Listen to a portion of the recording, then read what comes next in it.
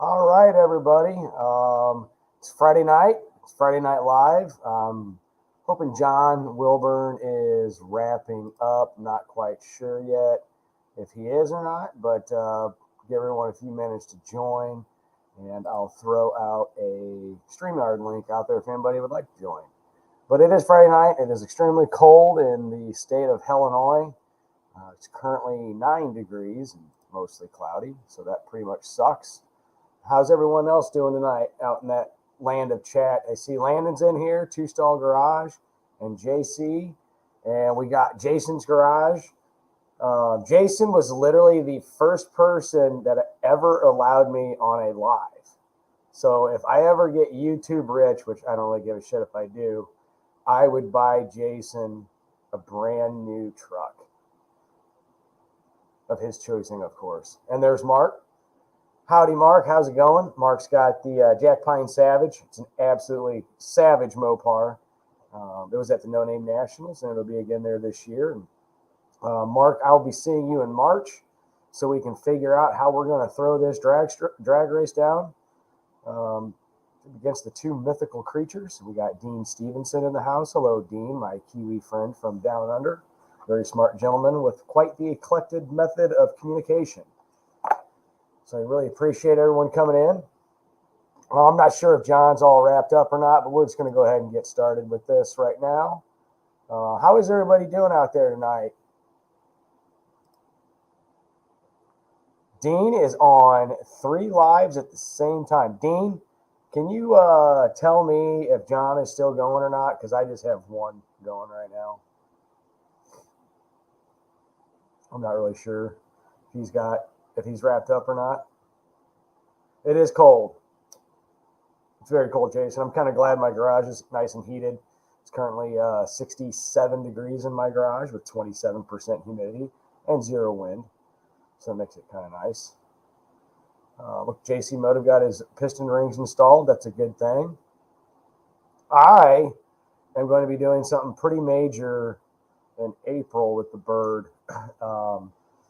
Looks like I got a big done deal going on, and this bird is going to have something very cool put on it in April. I'm not saying what it is, but it is fuel delivery related. I'll just say that. Howdy, Landon. He's another Ford Thunderbird guy. Always fun to have him in the chat and representing. And that is, Landon is Barrow's Kim. It's his cousin. We got Patrick in the house. Hello, Patrick. Patrick, I really want you to join this live tonight because I want you. Okay, thanks, Jason. John is finished. Auto Salvage Outlaws in the house, Perpetual Project. We are going to be a whole lot smarter with these trivia lives. Okay. Patrick, no, it's not a supercharger. I will actually text you in a little while and let you know what it is. I wasn't able to do a whole lot. My work this week was really busy. But I do have a question for anybody out there. If you guys can answer this, it's a good one. It's a really good one. So there was a developer that actually worked for GM in the Pontiac division, and he was somewhat of a brain, kind of like Duntov for Chevy. His last name was McKellar. His name was Malcolm McKellar. He passed away in 2011, but he was famous for something that was never put into fruition. However, that being said, there's one example of it because Pontiac gave it to him when he passed away. Does anybody know what it was? Hello, Cement. Hello, Blinker. NSB's in the house. Dakota. Actually, Dakota is right. The Crane McKellar cam, yes, it is the 421 overhead cam Pontiac engine. They actually developed an overhead cam version of heads for the 421, and they made one, and he got it upon retirement in like 1980. And that car is still in existence today. So what I'm going to do is I am going to put in a link here if anybody would like to join. No, Dan, it was not the Ram Air 5. It was the overhead cam 421. So if anybody wants to join, there is the link. Dakota, you're one smart young guy, and hopefully you and your brother can get to the No Name Nationals, who we can call you the Duke Boys. So if we want to go some more trivia on this, let me think of a really good one here.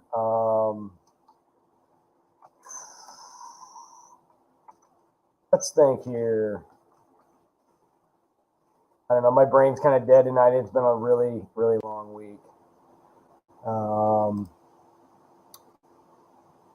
So if we want to talk the Ram Air 5, I guess who was the person that kind of brought the idea of that tunnel port design? If Dakota, if you know this one, let's see if you got it.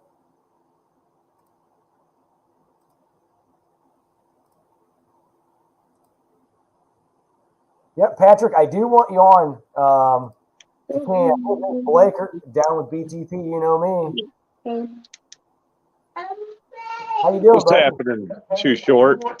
Oh man, not a whole lot. Wasn't there a Too Short rapper back in the day when you and I were younger, or a movie called Too Short? 10 seconds too late. I got the volume up in the background. I'm muting myself so I can fix that. But yes, there was a rapper, Too Short. That's what I thought. But it's you down with yes. Wait. Old Dirty Bastard.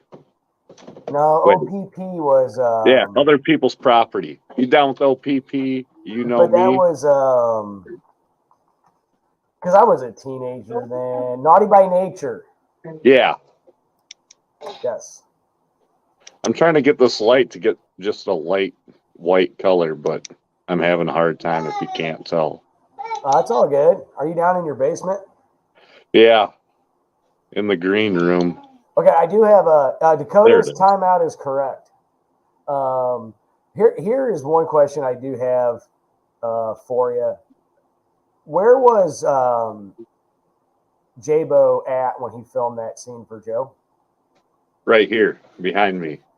That is like my basement. My basement's like that. Oh, the green screen. Yes. Okay. The entire room is nothing but green everywhere except for the opening there. Well, that's pretty cool. I'm working on big things for 2023. Nice. Oh my. I'm trying to do the sound deadening stuff. Nice. Yes, Dakota, the overhead cam 421 was on one of the covers of the 60s Hot Rod magazine, which was amazing. Now, here's a question for you guys and some trivia. There was a guy, very well known, and he wanted to develop something. Junk car Willie's in the house, and so is Cement Surfer and Backwoods Custom Crap.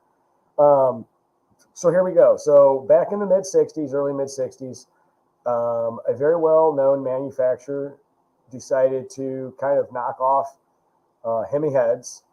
Who was it, and what vehicles, or specifically what engines did they go on? Mohawk, how you doing? Anybody knows who knocked off the 426, or actually it would have been a 392 Hemi head, more or less, for two automotive applications? What cars were they / engine platforms?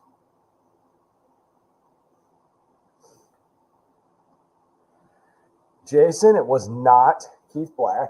Dan, it was Mickey Thompson, but it wasn't Chevy. Roy Boy, how's it going? Hunter's in the house. It was Mickey Thompson, and he did a set of Hemi heads for Pontiacs, and he also did Hemi heads for the 427 Ford, and I want to say he actually sponsored one of the Thunderbolts that ran them. Arden heads are really cool for flatheads. So there's a funny story about that, Patrick. When I was a kid, My grandpa and grandma, they were still alive. They're actually still alive. My grandma was alive till 2021. My grandpa died in 2011. But back when I was a little kid, there was a guy that lived catty corner from him that had a machine shop behind his house, and everything he did was flathead related. And I would go out and hang out there with my grandpa, and I remember vividly seeing Arden heads laying around. You name it, everything flathead cars he would build. And I was telling John Wilburn about this. His parts vehicle was actually an old post office Jeep, which was actually pretty cool. GM should have let the Pontiac make the Banshee. I agree with that. That was actually really cool. So here's some more trivia for you. I guess if we want to go down some trivia lane. Let me think of a good question on that. So everyone out there, let's talk a little bit about the No Name Nationals. What's everyone bringing? How's everyone's projects going? And what is going on with that type of the world? Oh, very cool, Dakota. Yes, Edelbrock did make those heads for the Flatties too. And there was also some very unique superchargers. They weren't Macola, they were something else, but they were actually a really cool supercharger setup they had for the original Flatheads.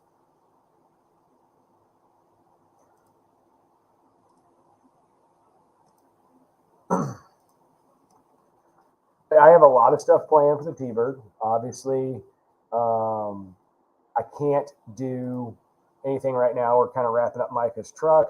I do need to get this on the lift. And some of the stuff, the bigger stuff that I have planned for it, will not be in till probably the last week of March, which is, it kind of sucks, but at the same time, it's actually good timing for everything else we got going on.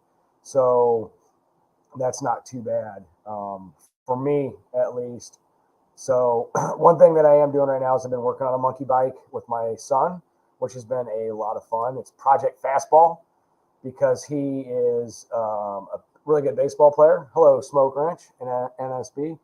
And he's a really good pitcher. Small like me, but he can pitch really fast. So we called it Project Fastball. And we're doing different stages of testing. Stage 1 was stock with a header. Stage 2, we bypassing the governor. Stage 3 is going to be a 3,100 RPM performance clutch. Stage 4 is a performance cylinder head. And Stage 5, testing with it, is yet to be announced because another channel is sponsoring my Stage 5 monkey bike performance package, which is going to be pretty fun. So Patrick is bringing the heat this year, Blake. What do you think? I mean, is he? Yeah, he's definitely going to be bringing the heat. I haven't heard nor seen yet. I guess I should look for it. Did he put out a video or something? Or no, he's just been talking about it on different lives and stuff like that. It's video, no proof. I know it's going to be. Come on, Patrick, bring the real smoke. It's going to be pretty wild. UP says, trivia for me, what is a GTN1? I honestly, I don't know. It's probably something European, I'm guessing. My only guess is a European sports car, maybe. Something like, I don't know. But I do have a lot of big things coming for the Thunderbird in late March, early April, which is going to be a whole lot of fun. I can't wait.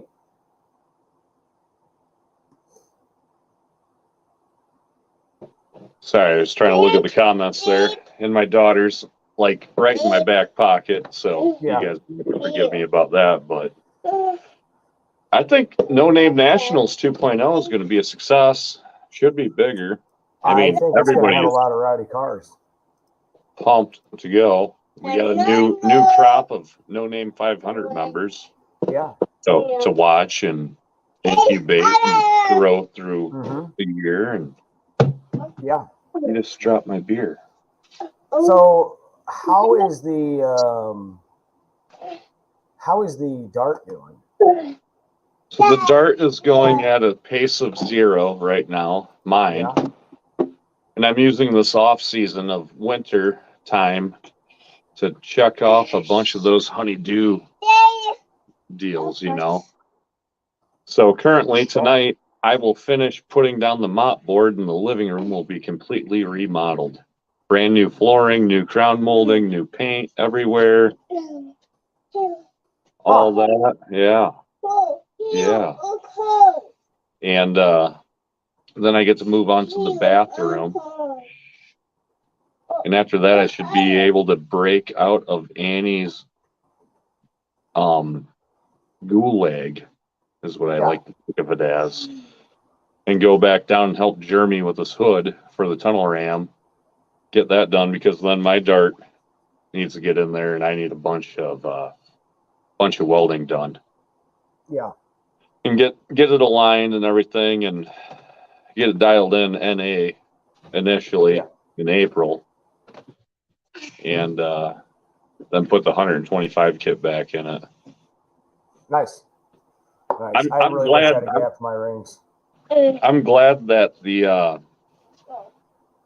back header bolt was stripped out and puking antifreeze out, so I could pop that head off and see how ported out those heads were. Oh, they poured it out pretty good. Yeah, there's a lot of work in them. Yeah. And then you judge your time. Would you helicoil a set of heads, or do you want to spend the next week porting a set of cast iron heads? Yeah. Yeah, cast iron sucks to port. Yeah. So I figured 2 hours of helicoiling versus 48 hours of porting. Yeah. So, and then I found out that it has what is it, Speed Pro? 9-to-1 flat top pistons in it. And from what we think that it is, it's like a 509 hydraulic cam in it. Nice. So it's lumpy enough. Nice. I don't want to predict any times and say, oh, I'm going to be doing 10s in the quarter. Yeah. Because I really don't know. Is it just an overly, structurally built 12-second car? Or does it run 11s? Does it run high 10s? What rear end ratio is that? Huh? What rear end ratio is that? It's got a 410 in the back of it. 8 3/4. Nice. 2810.5s, mini tubbed. It's low on the ground. It's got super stacks in the back of it. Very and cool. Drag shocks. Yeah. Are they like the Lakewood style or? They're white. I don't know. There's some kind of company. Nice. I usually like putting KYBs in the back of everything that I got. And then whatever's in the front of the car, when I got it, they're good enough because they're already worn out. You just drill a hole. I got the Lakewoods all the way around. 50/50s up front and the 90/10s up front and 50/50 in the rear. Right. And my center section, I have it brand new one sitting here. It's getting swapped out to a 488 with a spool and getting a full competition C6 with trans brake, much higher of a stall converter, and changing some stuff on the engine, which will be fun. So I'm ready to have some fun with it.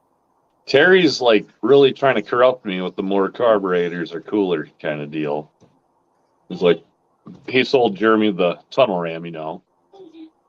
So Jeremy's all on cloud 9. It runs good, but he's really pissed because the weather sucks and can't drive it right. Yeah. Terry's like, I got a 6-pack set up for you, all the carburetors. You could have all the multiple carbs. And I'm like, no, leave me in the Edelbrock Victor high-rise alone. I did the tunnel ram and I tuned it. The way I talked to Andy Wood a lot. I had never tuned a tunnel ram before. A lot of single 4-barrel shit, but I talked to him a lot, just kind of got my base tuning down. And then it's like I bought a bunch of jets, I bought a bunch of IFRs, different power valves, and I put in a wideband O2 setup, right? and I did initial setups on it, and just kept going until I had it down right. But weather does affect it, obviously, and it drinks a shitload of fuel. And for people that say you can't drive on the street with a tunnel ram, I've driven mine. I've never seen Jeremy's car fire up so smooth before in my life. That's the whole thing, is like, I can have this thing sitting there when it's nice outside and hit my ignition button, boom, fires right off. And when I'm driving and, people say, oh, it has a bog. Well, you've seen the videos. Mine has zero bog. It's instantaneous throttle. When we moved Jeremy's Dart out into the tent garage when I got the 68, yeah, that thing was stumbling and wouldn't idle. And you have to start it 18 times before you get it to warm up. It might even be colder out. That garage isn't heated all through the night. That garage is heated when we're out there. We turn it on. We wait until it gets warm, then we go out there. That thing cracked off right away with the tunnel ram, sat there and idled. Mm-hmm. It's pretty wild, isn't it? It's pretty nutty. And I've had this conversation with different people, and I think Wilburn put it, like if you look at new vehicles, like the 4-cylinders, they got the intake with the long runner tubes, or if you look at an LS intake and all that, how they're rounded, or the cross ones, everything is pretty much you would consider a tunnel ram nowadays. Your port velocity is much higher. And I know these are a whole lot different, but when you've got a setup where you've got a direct fuel for each barrel of the carb going straight down, and it's got that velocity, man, you're making the power. But then you look at the, well, I guess that's why it's direct injection. Never mind. Because I was thinking about like the LS1 or LS intake where you got throttle body in the front before all the runners, or you look at any 4-banger that a throttle body mounted off the side. That's only air fluctuation regulation is by that throttle body. Yeah. Then you got direct port injection. And Mopar there was a Mopar kit for small blocks, like that was like a rail system where it looked like a 4-barrel intake, and they were ported on the bottom of the runners just with the throttle body on top. Right. Now, like Holly Sniper setup, that's acting like an air fuel carburetor. Right, exactly. And then you get electronics and, what kind of pulse is your injector like, There's feedback from the alternator. There's this, there's that, there's the other thing. I mean, for crying out loud, look at Ryan Wing from Streetcar Chronicles. It basically took him a year to do what everybody told him was impossible. Everybody's like, you can't run 2 electronic thermoquads on a tunnel ram. Yeah. And when he showed up at No Name Nationals, the proof was in the pudding that you couldn't do it. Right. You couldn't do it. And then he was bound and determined and said, fuck giving up, and kept going with it and kept bouncing ideas off people. And now look at that car. Yeah. And it is top notch, steamrolling, torquing the earth around. I mean, that thing is nuts. It is. And it's great. I'm so happy for him. And he went through so much hell. And it's like, I think the popcorn joke's almost not even worth bringing up anymore. Yeah. It's to that point of it's such a success that the popcorn joke thing was cool a couple months ago, but it's such a success now that it's respectable. We got to call it something else now. The thing about it is the thing about that car is it's a Rare Morrison built engine, which Rare Morrison, they were the king dingling forever in pro stock. It is just a monster high compression, massive cam. For those guys to get that EFI setup running, especially on E85, because if you read Holly Sniper, they're saying no, it's not meant for it. And they got it especially down in Texas where it's all over the map of E85 fuel. Right. It's like they almost have to test before they buy gas at a gas station. That's my fear. I want to go E85 really bad, and I live in corn country like you do, right? Yeah. And it's the same way. It's like nothing's consistent around here, which doesn't make sense. I mean, we're literally in corn country. Right. And you know, every corn farmer loves it, but you know what else? They fucking hate it too. Yeah. They don't run E85 in their trucks. Oh, no, they're not. They're running 85. Yep. Yeah. I pay a nickel more at the pump, but I get 3 miles more per gallon, so it's actually cheaper in the long run. Yeah. And it sucks in the wintertime. Yeah. It sucks in the wintertime. Oh. Yeah,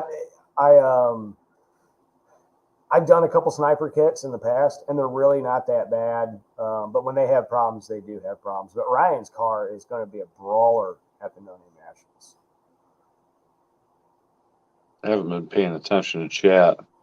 I'm trying to keep up. I see JB's here, Cement Surfer, First Flying Responder, around. Gray McDonald, One-Eyed Cat, Don is in the house. I did put a link. I know 6% Smoke said Ranch. something about getting in there for the No Name Nationals. I did put a link into his channel if anybody wants to go check that out and subscribe. JB's little shop, Patrick in here, Mohawk. JB's little shop, he wants to run against me at No Name Nationals, and JB in his trash truck, that thing's going to be a little rowdy bastard. I would like to, during a test and tune, you can do call out during test and tune. Why not, right? Yeah. I mean, what better place to have a call out race during your test and tune, because you can do whatever the hell you want during test and tune. It doesn't matter. That's the cool thing about the call out. It's a whole lot of fun, And by the way, Blake, my monkey bike that my son and I built, right?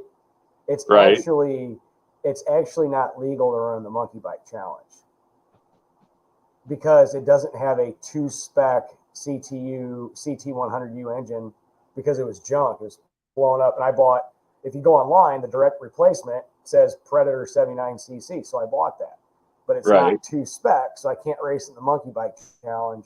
So what I did was I pulled a Smoky Unic. There's no rule against this. I put it in the call out class. So I'm just going to call out all the other monkey bikes. Well, there you go. How about this, Jeff? I got a monkey bike, and I really don't want to do anything with the monkey bikes this year at all. I thought it was probably the least exciting thing that I did the entire time. I enjoyed it just because of my son. Getting around the event. Yeah. Racing him. Well, racing, yeah, babe. Racing Jeff was fun. The rest of it, it was pretty, I don't know, man. I just didn't, I don't know. If you need a motor to be back in the spec, maybe we could work out a trade for some rims that you got for a small bolt pattern. Hey, I'd totally be game for that. Maybe you could come up this way with them rims. Well, actually, I plan on coming up that. I plan on coming up that way anyway to go to Tri-State. So Tri-State's like the most slept-on drag track in the Midwest, man. It's all concrete. It's dead-ass laser level. It's got a huge campground power on every spot, sewer hookups. Just now, it's in between two big cities of Iowa, 30 minutes each way. You can get whatever the hell you want. Now, is it 1/8 mile or 1/4 mile? Oh, it's a 1/4 mile with the 1/4 mile shutdown. Nice. Yeah, it's got it all. It's a real NHRA sanctioned track. When they come here, they run 1320. They don't do the 1,000-foot bullshit. Nice. It's not bullshit. It's just no, 1,000 foot is bullshit. No, it's just different from what you're used to. It's not different. It's they're scared to add 30 feet of concrete to their track. Nice. And it's a drive into the burnout box kind of deal, not the back end. Not the back end thing, which is kind of weird. I see. I would take at Jeffers. I'd take that part of the street that takes you into it, buy the property next door, dog leg out the entrance, Yeah. and make it drive-in style. Yeah, that is kind of odd, the back end. I've seen that at a couple drag strips, and some of them were older. But yeah, that is kind of odd. But I like that track. Like their pits are freaking awesome. I can tell Or you lengthen all it right at the there. fat end and make it so you drive on. You know, Yeah. they got plenty of shutdown room. You seen how much grass field was after that sand. You know, Yeah. they could extend I everything. do. And the one agree. thing about Sykeston at Jeffers, you know, I've never done 8th mile track stuff ever before. It's always been quarter mile. But when we walked the track, when we're taking the picture, and the 4-inch hump bump on the finish line on the right side of your tire if you're in the left lane, and it didn't seem like it was going to affect the right side lane. What do you do? Yeah. But if you hugged the orange boxes down the track at the finish line, you could expect probably a hop. Yeah. And I'm like, oh shit, yeah, we should watch out for this if you're in the left lane. So about an hour from me, there's an 8th mile track out in the middle of nowhere, and it's actually really nice now. But it was just a pile of shit for years, right? And it was known to be very bad for motorcycles because you know how like asphalt after a while gets like the divots in it. It was Yeah. all divoted, and motorcycles would get out of a groove and hit a hump, and they would crash. And they had the same problem on the top end, but it got bought and everything completely redone. And it is crazy because the shutdown on it's so long. Because back in the 70s, they would run that track 1,000 miles, and they ended up putting that way, way, way out. Looks like we lost Blaker.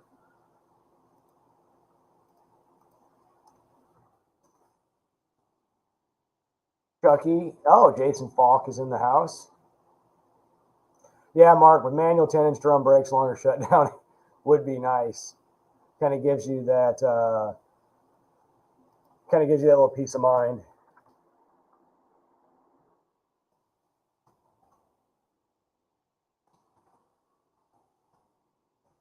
All right, looks like we got Blake back coming in here. There we go. I went to hit chat and I hit exit instead because I seen there was like 55, 58 chat down there, and I wanted to see what everybody was talking about. I was telling you about that track. It ran in the 70s as a 1,000-foot track with a super long shutdown, and then after all the changes and all that, they moved it down to an 8th mile. Thanks, Cement. It's getting there sooner than later, you know. But it's a nice track now. The only thing bad about it, it's along the river, Illinois River, and it's really sandy there. So sand is everywhere, and they got to blow it off and all that. And the pits are okay, but it is what it is. I have a theory about 8th mile and quarter mile, and I've always quarter mile raced my entire life.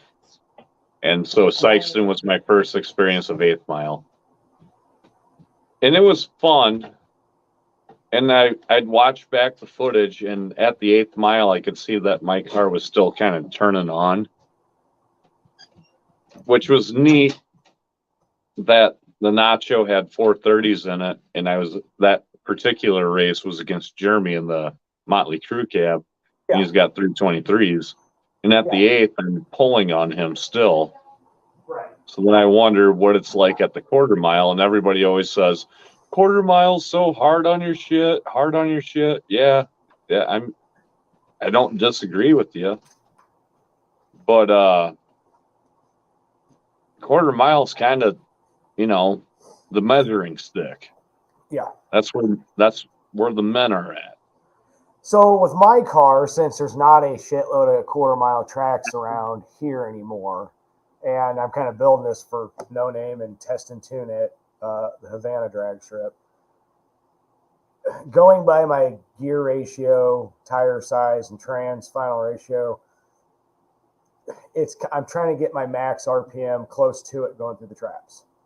Right. The 430 going out and testing with, you know, stuff like this, the 430 would have been probably really good for the quarter, but I'm still pulling going through the 8th.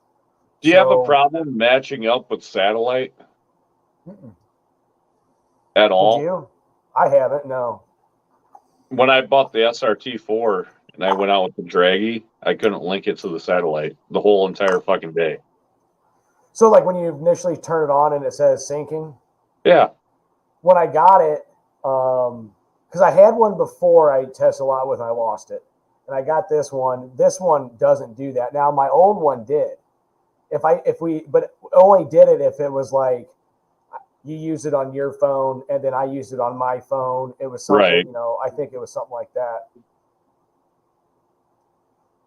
Well, when I got the SRT4 and I put the new Nitto track attacks on it, Yeah. they're not drag radials, they're road racing tires.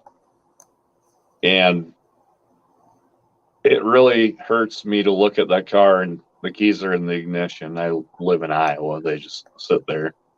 Yeah. And I'm like, I could go start that car up, go drive it around. And I'm like, oh, there's freaking snow everywhere and it's already a beer can. Yeah. So it's just going to rust out, so you can't do anything with it. Yeah. And, that's the whole thing is like, I'm going to make a call out video to somebody that's new to the No Name Nationals group, kind of, I think. And too much salt on the road, way too much salt on the road. It's like, I don't know what it's like you in Iowa, but if we get ice or snow, we get a lot of that, but it's like it looks like a salt plant. Oh yeah. Yeah, the whole side of your truck or SUV looks like the Coors Light can, but the mountains aren't blue. That's all that road grime on the side of it. And then you're like, okay, I should go wash it, and then there's 12 cars in the fucking line.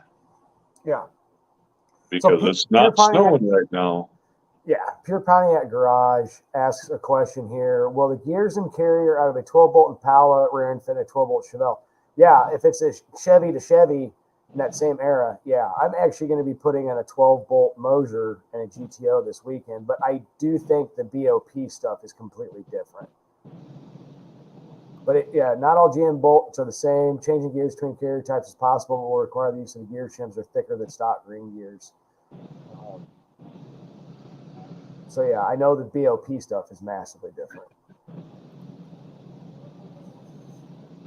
Well, I don't even know why that's even a question when you should just put your 8 3/4 back there and measure it and make your, cuts and order your axles. Well, like my friend with the GTO, it's got a pretty healthy engine in it, and he's got drag radials, all that stuff now, and weak link is rear end. So he actually wanted to get a Dana 60, right? And the Dana 60 he spec'd out, not all the parts were available to get it and put it in till like May. So he's like, well, I guess I will go with the Dana. And the move is you need to buy a bunch of truck Dana 60s and get the freaking jig and just make 5 E-body Dana 60s and watch them sell for $2,500. Oh, so he decided, he's like, you know what, I'm going to go with a 9-inch. Same deal. He was able to get the GM 12-bolt built to a hilt, which will be fine for his application, and they had that literally in stock. But all their high-end, very high-end build stuff that he wanted was not available, which kind of sucks, but it is what it is. Hey, there's Jay. Well, brothers. Jay, I'm still working on your video. I've been absolutely buried with work this week. I've been making some funny stuff for it. Somebody put him in timeout. Hey, 490 has been an alternative for Mopar 8. I'm my mopping backboard away from this living room being done. Nice. And I got to hit the piston really bad. So okay. I think I'm going to sign out, Jeff. It was awfully big of you to have me on. I'm taller on camera. Yeah.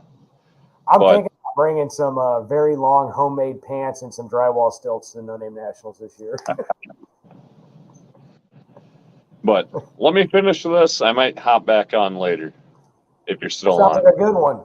But I'm like this close to finishing a Room with the Honeydew project. Well, you need to go make her happy. That way you can work on your dart. If it bolted together, it would have been done a month ago, man.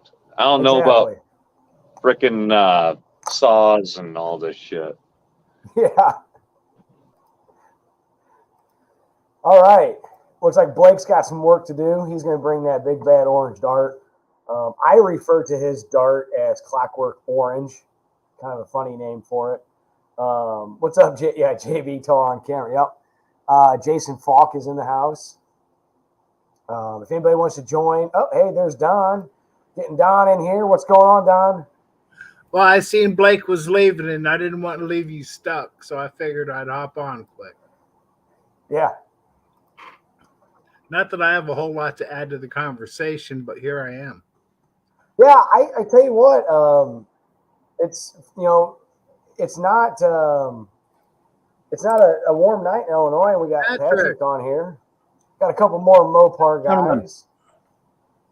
And Oh, it's my Patrick, camera lock. I'm going to be his co-pilot this year. We talked about it last year, but it didn't happen. So Yeah. he's bringing the passenger seat. Yeah. I figured if I can get the wife out there, she'll shut up about my driving. It's going to be a fun time this year. Oh, I'm already psyched. I am too. Psyched for Syketons. Psyched for Sykeston. Yep. Yeah, I already got logistics. I already got my hauler lined up. Very cool. Saying the wife, my brother, well, both my brothers. There's going to be 4 Englishes there this year. That's a whole lot of English going on, but it'll be good. Wow, it's just don't get me on the pool table because I'm ready to get my car done. I've got a whole bunch of stuff going on right now. I need to get finished before all my parts come in. I got a 388 small block to build, put in, get a transmission done, get it going. Got to get Micah's truck done. Got to get the mini bike done. I got all kinds of shit going on. Patrick is locked up. He looks very stoic in that picture. He looks like a statue. Like it looks like he's Patrick. Looks like he's authorizing the live. Yeah. I wish. Yeah. So tell us about your duster, Patrick. We got to hear this. Well, I found some aluminum Indy cylinder head TA heads, the second generation apparently. From what I've been told, they use a big block Mopar rocker on them. The set of heads I bought have a little bit of damage to them. The previous owner lost a connecting rod and in his 408 and had it come up and smack the head, bend a few valves. But I got them pretty cheap, so I'm not really worried about putting new valves in them. It sounds like they're going to go down to Ed's machine and get some SI valves and probably going to have them soften the chambers just a little bit since I'm turbocharged. Yeah. Ed could retire off of this group. Yeah, as I say, yes, he's getting rich. Super busy. Real quick, Dakota asked about this 388 I'm building. So a friend of mine's got a very, very, very, very clean, nicely painted 1980 Z28. We call it Fast Times, like Fast Times at Ridgemont High. Kind of fits his persona.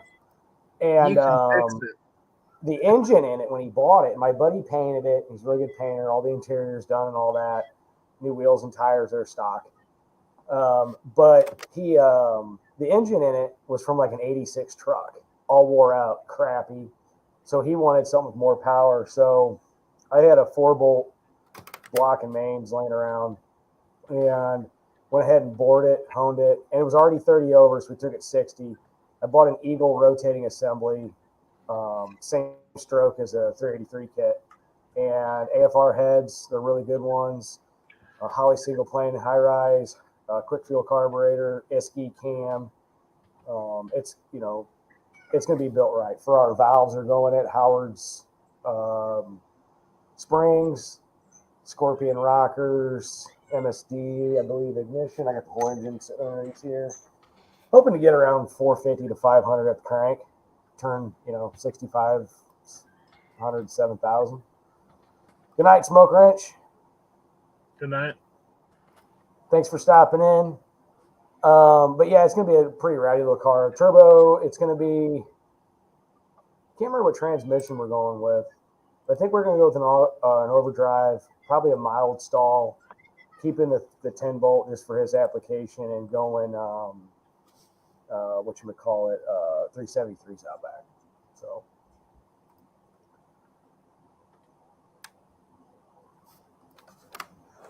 Patrick's bringing the heat though this year. I don't know. I think it's still going to be a 318. It's just going to have some TA heads on it. Well, either way, you're bringing the heat. In your first run before you break the no passenger rule, if you don't mind, Patrick, I need to go for a ride. Oh, absolutely. I got dibs from last year, Jeff. Don't even try and sneak. Okay, then Don goes first, and then you go again, and I'll just sneak in there. I might have the back seat in it by then. We can just all go at once. Well, if we're going to break the rules, let's break them really well.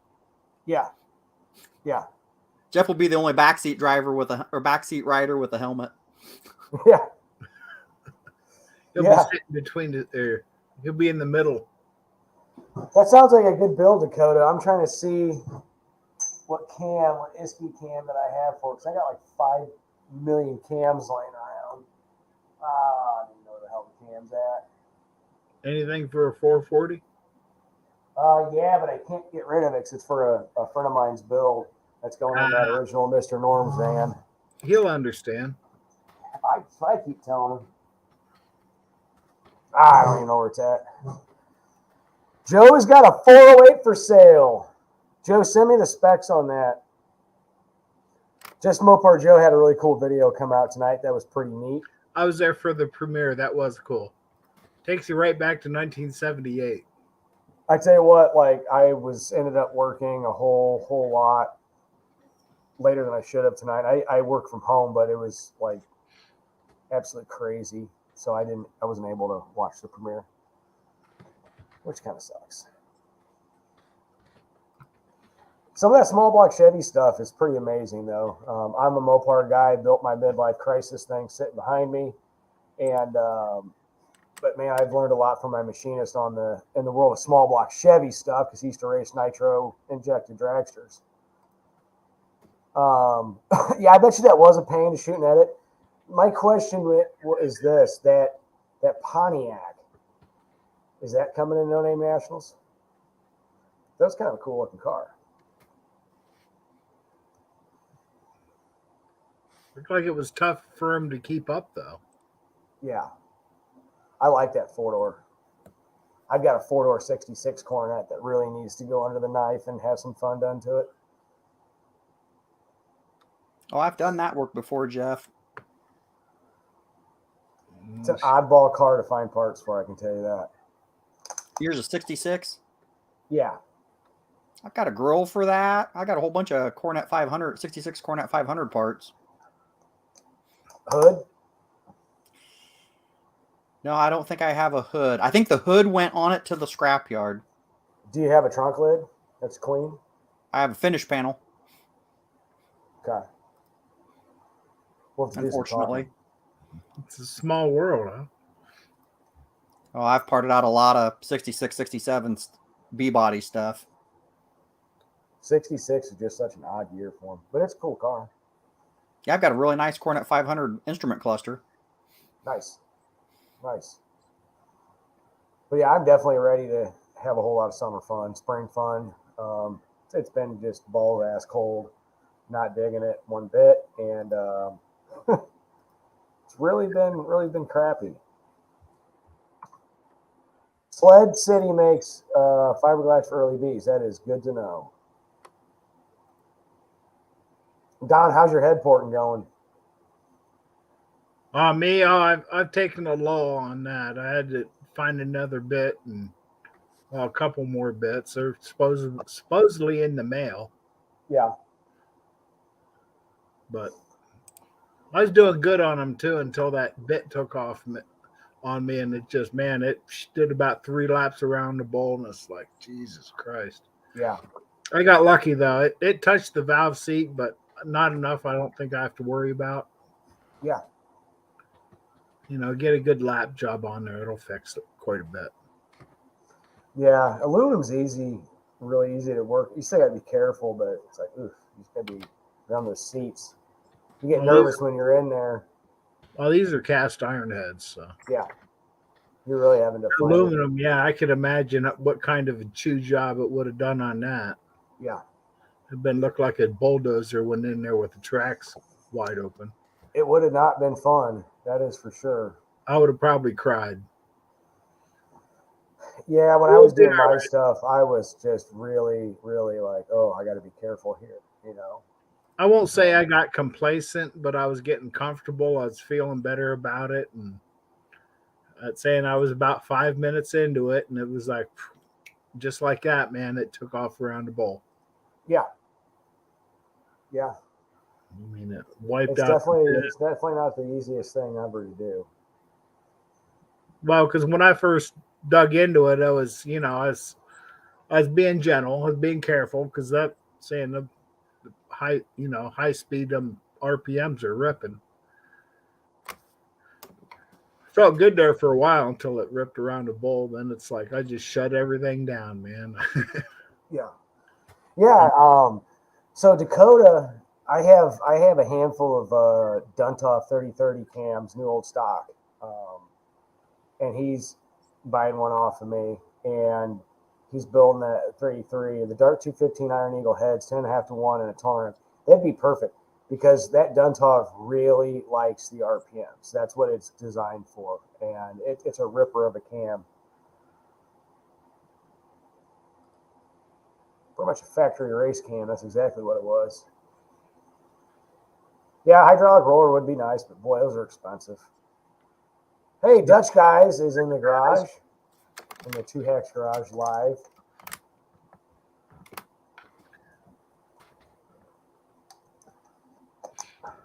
Surprised I want to put a roller in my 521 at some point. Well, once you break it at no name, then Yeah. just don't get the oil down award. No, if I get the oil down award for that, man, you guys are going to see a pissed off short guy. Oh, I'm going to go after the oil down award. Are you surprised you didn't break nothing, Patrick? Yeah. Apparently, it's going to take more boost. Good thing I got a bigger turbo. Well, yeah, that's what winter's for. Step your game up a little bit. Yeah. There is a possibility if I don't get the heads that the iron heads will get used again. I need to do a compression test. I blew water on the last pass against the James and James. I had water coming out of the radiator cap and out of the overflow. Oh, no kidding. Oh yeah, she sprayed a little bit. I think it may have hurt a head gasket bouncing off the rev limiter.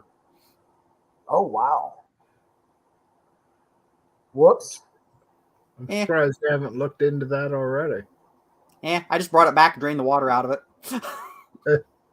Yeah. Get it ready for winter. Yep. My stuff's outdoors, so saying we're at 9 degrees right now. I'm glad I got good antifreeze. Yeah. It's cold out. I know the hydraulic roller setup that I want with everything for my engine. I'm looking at it right now is $950. I know we can get a racer's discount. This is a Howard's, but it's $950. How bad do you want it? Pretty bad. Yeah. I'm putting bad. a solid roller in the 370.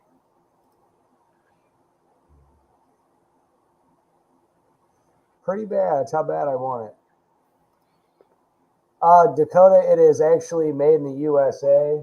I don't know the age on it, but it's made in the USA, and the lifters are the good American-made lifters too. So it's not the cheap overseas junk that's going to snap. Because I'm building a couple 302s, and one of them I'm actually getting a roller made for it for the Vortec era. So that's the Duntov I don't need. But I do need one of the Duntovs for my DC302 build. Oh, sorry to hear that, Max Wedge. His brother passed away, and they're going to be selling his 70 Barracuda drag car to cover funeral expenses and fiberglass doors and fenders. So if anybody's looking for a good deal on a vehicle, get a hold of Max Wedge Dick Dastardly. That's unfortunate. Yeah, and I don't know if you guys saw or not, but Austin from Daddy's Money's Garage, his mom passed away from cancer. You never know. Yeah. Bigfoot Mark. How's it going?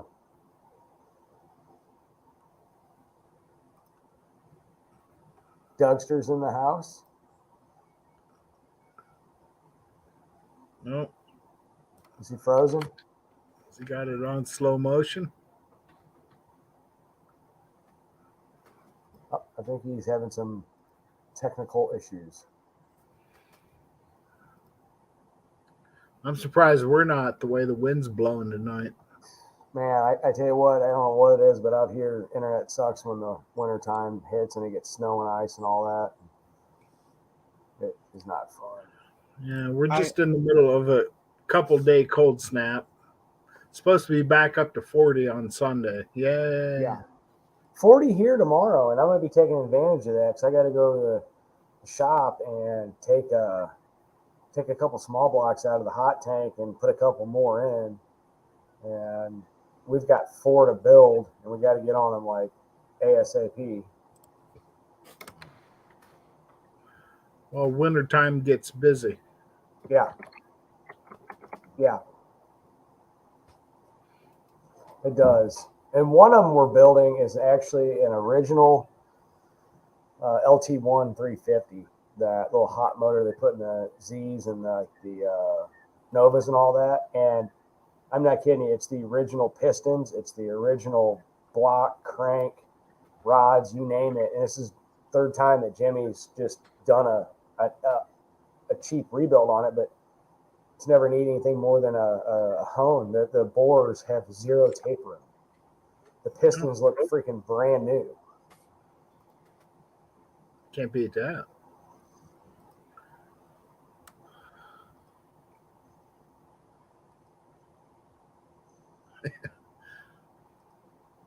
Even with good internet here, it sucks where I live. Hey, just remember, guys, it could be way worse. I follow a place out in New Hampshire. It's called Mount Washington. Yeah. And on the top of that, they had the weather tower this morning recorded -106 with wind chill. Oh, I believe are you that. serious? Mount Washington. Yep. If you want to get cold, that's a place to go. Yeah, it's got a huge or cool, huge and cool cogwheel train that goes up to the top of the mountain. No kidding. That'd be neat. That's pretty wild. Yeah, we tried to go to that just over a year ago, and we showed up the day after the last train went up. Oh, Because they shut it off for wintertime because the weather gets too, well, they get like feet of snow up on top of that thing. Wow. That's brutally cold. Yeah, -106 wind chill. Yeah, screw that. Well, I don't like it when had, it's 0 wind chill. we had a couple years back. I want to say 5-6 years ago. Everything was shut down here because of the weather, and with wind chill, we had like -56, 60, and that was bad. That was really, really, really bad. Like you couldn't you don't go outside uncovered or anything more than 8 minutes, and I actually had to go out and scoop snow. Long story short, I thought I was covered up good enough, and I was, but I had sunglasses on, and what ended up happening was my eyelids got frostbite. Oh my gosh. Yeah. And I didn't realize it. I came in and started thawing out, and my eyelids just started burning. And that was so painful. Yeah, how much antifreeze is needed for -106? I'm not sure they have enough of it. Yeah, all of it. Yeah, pure antifreeze. That's what you use for that. And what's crazy is like my old house I lived at, it was very well insulated, right? And same with ceiling, all that. This one's not. but it was very well insulated and it was heated. But I had bought 2 new garage doors that were insulated, but the ones that I hadn't put them up yet. They weren't insulated doors. It was so cold, even with my heater running full blast, wall hung gas heater, my doors were frosting on the inside. Oh my I mean, gosh. even so, like at that garage, you could have the heater on medium heat, and I mean it'd be 70 degrees in there. You had it on full blast, and it was barely keeping up. That was so cold. I'd say it gets cold. Like when we had those single digits here, a couple weeks ago. Yeah. My one friend, we're working on his '69 Dart. He built the car last winter, and then he put like 2,500 miles on it this summer. But we had the engine back out of it because his newly rebuilt engine. When I say newly rebuilt, it was newly rebuilt in 1990. About half of the freeze plugs on the side of the engine blocks are leaking. And he's like, "Well, how would you fix those?" I'm like, "I'd pull the engine. It's easier to pull the engine out and fix it because."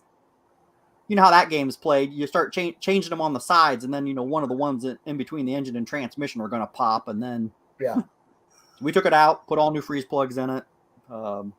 He had somebody had when they redone the heads, they drilled through holes in some of the exhaust manifold mounts, so we had to get longer studs for those, and then Teflon tape them and all that happy stuff since they drilled them through the water jacket.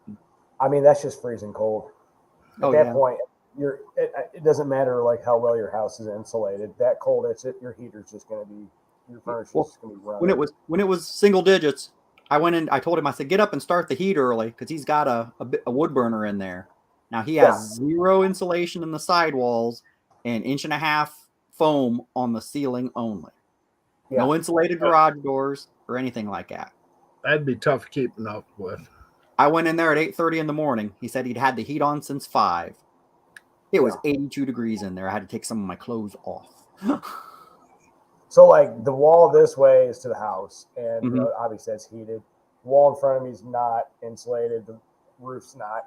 But, like, right now now it's 11 degrees outside. I have my heater on in the garage, and it's 67 degrees. Sure. That's taller. I'd be happy with that.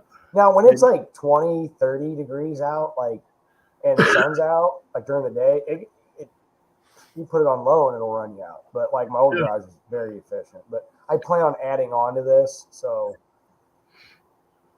then I'll do it all right. But I have a fireplace in my house. Like every house I've had is like the necessity is a fireplace. But like I used to help a friend of mine do masonry, and the best way is to have a wood stove that radiates, right? And in my old house, I had a heat exchanger in my fireplace. And that would run you out. This one's not bad, and it's in the basement, so everything like heat rises and all that. But man, there's a good wood burning stove, like a Vermont casting one. Man, that is the way to go. Yeah, that's one thing about a wood stove. You can walk in the front door, and as soon as you cross the threshold, if there's a wood stove. Absolutely. I've got a friend in Michigan that lives out in the middle of nowhere, and he's got a very nice Vermont casting wood stove, and it's got all the cooking stuff with it. Like he cooks everything on it. And it's actually built in with his house. When he built this place, it's got the heat, water recirculation and all this stuff. I mean, it's slick. And he's got the multi-fuel furnace outside if he needs it, where like the heated floors and all that. Like this place does not get cold. Yeah, Country Mile, it was chilly. Yeah, stuck injector outside in the track. Oh, nope, that'd been too cold. So I'm a pussy when it comes to cold weather. I've been in cold weather my whole life, and I've never gotten used to it. I'm not crazy about working in it, but I'll go hunting in it. Yeah, as long as I you don't dress. Like doing anything in it. Twisted Mopar, where are you at? What part of the country are you at? Like. I mean, Don, I hate anything under like 65, 70 degrees. I can dig it. I'm not crazy about it, but when you got limitations, you got to go get it. Yeah. Like I go out because I split my own firewood, and every day I have a fire going, and I'll restock this firewood rack behind my garage, right on the other side where this camera's at.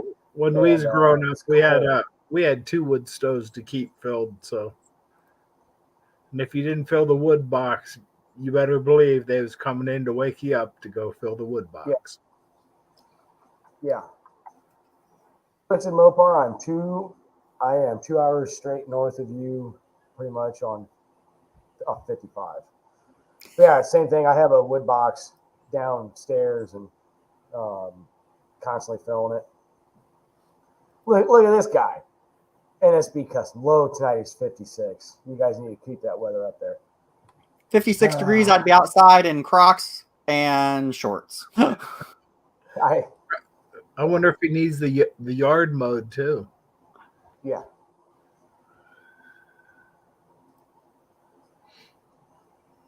Yeah, summertime, I love the high heat. Like I can literally, like my friends thought I was nuts. I mean, July and August are like in New Orleans is really, really hot and humid. That's like perfect to me. It's like every summer I'm down there and it's like, oh, it's nice and hot and humid. I love that. I've had too many heat injuries for that. Yeah. I mean, I was a day away from kidney failure once. Oof. Yeah, your factory job. Ah. It's like, hey, boss, I don't feel well. Oh, we only got another hour. Country Mile's doing it right. He says he heats the house with a corn stove and heat the shop with a pellet stove and a silent drive for ambient heat. Don't laugh. Florida thins the blood out. Yeah, I can see that. I like Florida though. Every summer I go down south, and what I usually do is I'll hit states along the coast, then come home. And I love Florida. Absolutely love Florida. Usually Madeira Beach, St.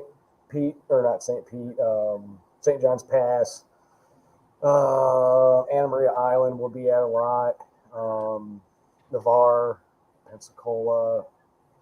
You go to Gulf Shores, Alabama a lot. New Orleans. The whole south, that whole coast along there is absolutely what I love. Low of 12 tonight in PA. Yeah, it's like here. It's cold. It's 13 here right now. I got 10, and I'm Central PA, so. Yes, Dean, shark hunting. It's funny because like we down in Navarre, one of the longest piers is in Navarre, and it's over a quarter-mile long. And I was on that pier at night, and these guys are shark fishing off it, and I helped them. And I actually got in the ocean with one of them to help tag a 10-foot hammerhead. And at night, and the surf, and it's crazy, but it's docile at that point, however, the next night they'd caught like an 11-foot tiger shark, and the guy's like, he ain't letting anybody even near it, but they couldn't get that thing wore out, so it was huge. The 6-foot bull shark was neat. That thing was huge for so muscular, and sharks are neat, but it's pretty wild because at night you're sitting there and you're watching these guys catch these massive sharks, and where they're catching them, you're like, holy crap, they come in. And the next day you're on that pier, and we saw a very large tiger shark swimming right along the edge of where it goes shallow to deep. And there's all these people on this sandbar, and they don't even see it. And you can see it because you're kind of high up on this pier, and there's this massive tiger shark. Doug, yes. Mardi Gras. That's always a good time. We always we go down there. We stay at the Bourbon Orleans, and that's always a nice place. But I'm trying to think of the one we would stay at that's just 2 blocks from the St. Louis Cathedral. But I love the French Quarter. I always said if I ever won the lottery, I'd buy one of those little houses in the French Quarter, and that would be like my hideaway, getaway where nobody could find me. Yeah, New Smyrna Beach is the shark bite capital of the world. Doesn't stop anybody. Yeah, it's funny. I think it's Lee from NSB. My dad and I and my son. This was 2020. We were in Gulf Shores, and we were a little bit out, and the water doesn't get as deep quick, and clear water. And I see my son, and he was younger at the time, looking at me, and there was a mako swimming around. and didn't do nothing. Just swam around like 4 or 5 times and took off. I got the baseboard down, but now I got to Excellent. conquer the gaps. Hello. Hello.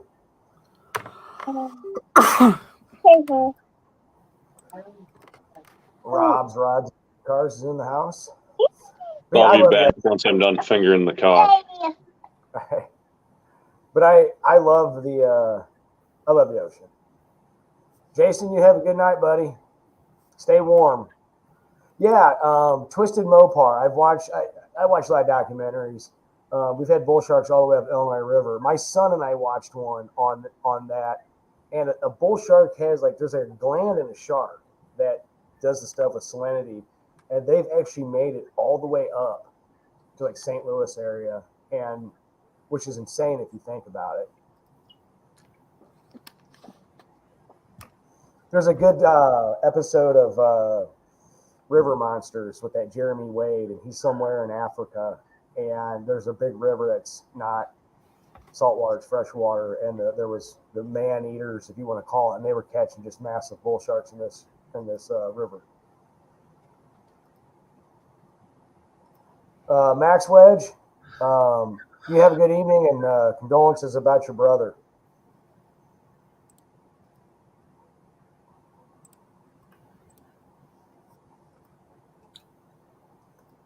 But yeah, I'm ready to do that. In fact, talking vacations tonight, trying to figure out exactly where we're going to go and when.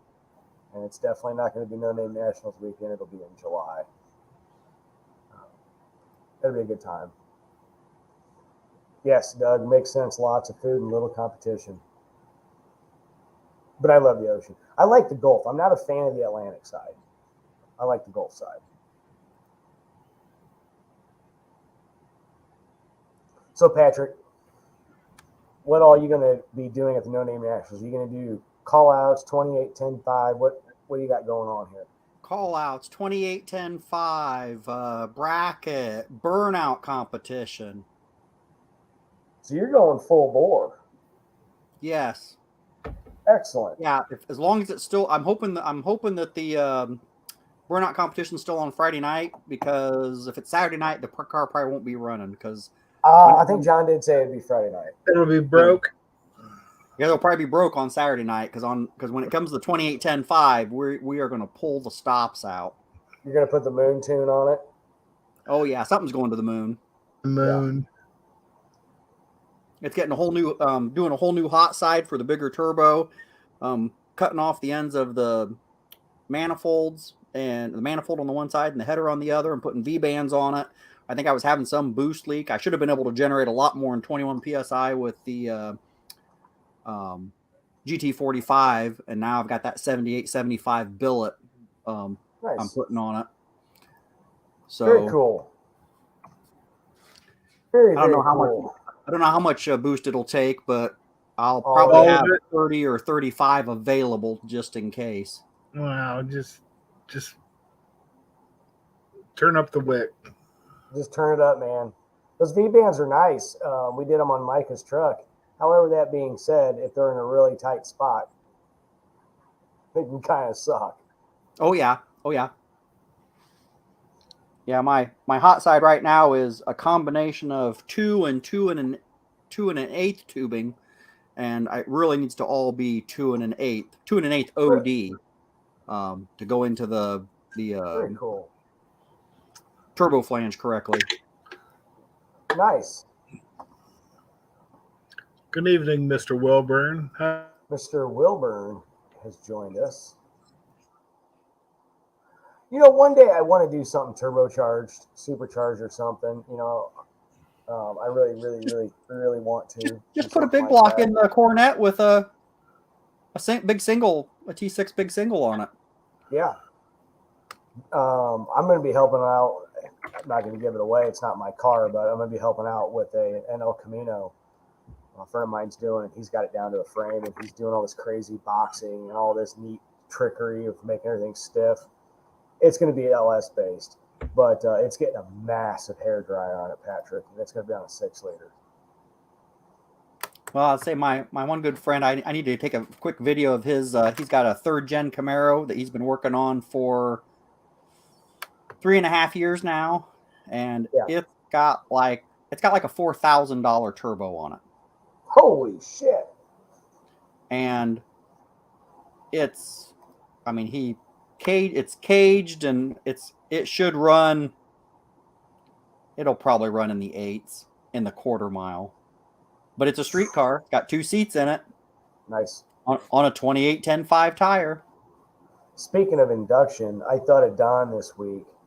I was looking at this article, and I remember hearing about it, but there was an intake I saw, and it was for a Pontiac, and it was being developed for racing, and it was like a Tunnel-Ram bathtub with 2 4-barrels on it, right? But in the middle of it, it was flanged and had an offset kind of like little arm, like aluminum arm for a side draft Weber style carburetor. And the theory behind that one single 1-barrel was the way the linkage worked. It worked on idle off that carburetor. That, you got to remember, this was early 60s. Sure. And so, you know, at the line or whatever, just off that to get up there, because the way they had the 4-barrel setup was just way too much fuel, and it was hurting stuff. And but once you whacked it, all 4 of those came open, and that single one shut off. Oh, that's There was like 4 of them made. Yeah, Arnie Beswick had one, and I mean, that is just absolutely wild. That doesn't surprise me, Dakota, that you've seen that. I know you're a big Pontiac guy and all that, and I mean, it was just absolutely wild. And Pontiac was trying to literally develop them, you know, for sale and stuff like that. So it reminded me of Don with his setup that he's got. So about this big turbo, Patrick, I know you're at PRI, but did you see over in the turbo and supercharger section that turbo that was so massive you could put your whole hand and fist in it? Oh yes. I was gonna say my friend, his is so big that you can take a 2-liter will fit in the inlet on the one that he's got. A 2-liter. 2-liter, yeah, 2-liter bottle fit in the inlet of his. And yeah, about that big. Yeah, it's about like 6 to have inches. a Holly 3-barrel Mohawk. Yeah, those are neat. But all that turbo is only on a little stock aluminum 5.3 block. Those things would take some abuse. Oh yeah, you can do 1,200-1,400 horsepower with one of those, no problem. Which is insane. Yes. Absolutely insane. And here's where I always have the problem. Everybody says, well, that the Mopar, my 318 won't last, and I'm like, okay, wait a minute. My crank's made out about the same material, probably still better than the cast piece that they have. Yeah. I know the rods are way better. Most of the LS stuff has like a Hyper-Utechnic factory piston in it, or I've got a cast piston, so it'll probably not expand as much. Now, where I know I'm hurting is, you know, holding the mains together, but still. Yeah, the way the main caps go in those LS blocks, how they're like recessed in there and they're 6-bolt, well, 4, then cross-bolted to make it 6. I mean, that design is just absolutely nice. And yeah, they're strong, very well-built engine, and they dissipate, the way they're designed that block, if you look at it, they dissipate heat very, very, very quickly. I actually think the Ford mod motors are actually better. Really? Yes, they on those, instead when they have the bolts that come in the side of the block, the bolts aren't what go, they don't pull the sides of the block in. So like on an LS where the caps fit in tight and then the side bolts kind of pull it in, the mod motors actually have another piece in there that looks, how do I want to describe it? It's a little top hat piece that's got threads on the outside and threads through hole in the middle of it. And you actually, that goes in the block before you put the cap in, and you actually screw it out into the cap before you put the bolt through it. You torque it to pinch the cap in position. Great. Country Mile Garage has got a question for you, Patrick. Is that a stock I bottom saw end? that. That is it is a completely stock bottom end in my 318. It's made, I don't know, 525 maybe a little bit north of that. Nice. Yeah, Greg, I've got a 318 truck forged crank. That's even stronger than the 340 crank, but I have to rebalance everything. I'm not going to do that because nothing's balanced anyways, and I've whacked it clear to 7,000 plus RPM, which everybody tells me not to do, but I do it anyway. Yeah, I'd say if that's the thing is I like Patrick your attitude about that. If they just do it, just literally. I mean, why are they telling you not to do it? That's the whole question because they don't want to do it or they won't do it. Bondo Billy, I need to put a link in there. This guy's I've been channel. seeing him a lot lately.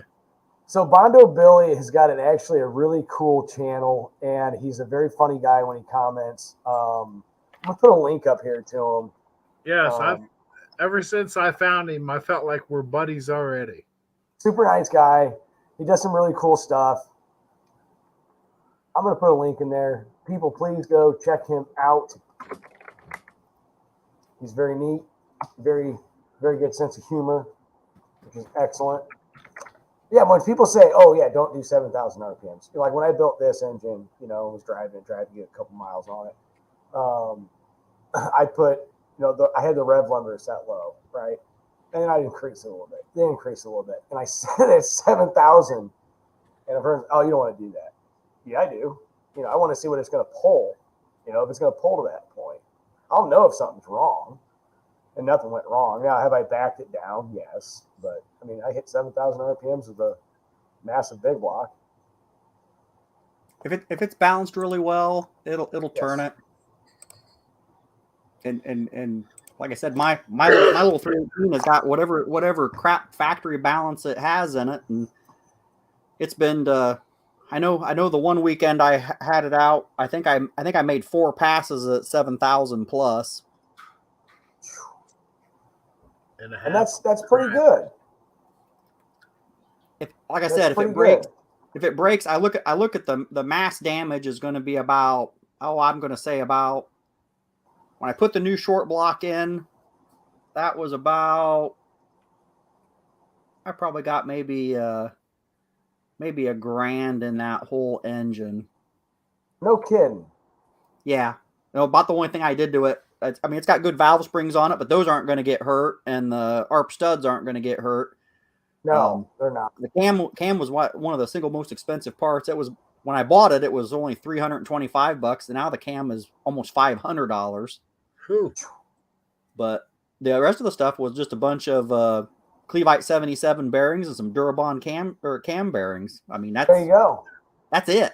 It's whatever connecting rod bolts that they put in that 1998 318 van engine are still the ones I'm beating the crap out of. There you go. I mean, if you're still beating the crap out of it, you're still beating the crap out of it. I know I'm living on borrowed time. Well, I mean, but at the same time, it's still running. Yeah, I was gonna say, I know I'm living on borrowed time, but I don't care. I've had $1,000 worth of fun already. It can blow up, and I'm still gonna pull. But I hope it doesn't hurt the cam. That's all I'll say. I hope it doesn't hurt the cam. But keep it to the bottom end, then, Patrick. Well, what cam is that? It's a comp. It's the biggest comp I could fit in there and still have it work with the Magnum heads. It's a 506 lift with a 1.6 ratio rocker, and then it's got a if I remember correctly, I think it's a 218 duration intake and a 224 duration exhaust. Real quick, I'm going to give a shout out to a guy named Rick Norrington. He is up in the Pacific Northwest area. He's got a Mustang 460 base. He's doing a lot of work to it, going to build a stroker. But a really cool fun fact about him, I know Dean will like this. He works in the world of demolition, and he'll text me in the morning and late. I think this guy probably has everybody beat collectively on how many hours he works in a week. It is insane. But he's got a cool Ford, very cool Ford. But what kind of Mustang is it, Jeff? I want to say it's a 71 Mustang. Oh, so it's could be wrong. The big car. It's the bigger car, but it'll pull the front end. Oh, I like it already. Yeah. Which is always fun. If you can pull the front end off of a big car like that, yes. And that's kind of like my plan is I'm going to be just having fun with mine, and I want to see mine, this big glamour bird, launch it. Well, I want 2 feet of space between the bottom of the front tire and the track surface. Yeah. I'll measure it for you, Patrick. I don't know if you want to be that close at the line because that's going to be a popping and banging. Big Mike's Hoopty Barn is in the house.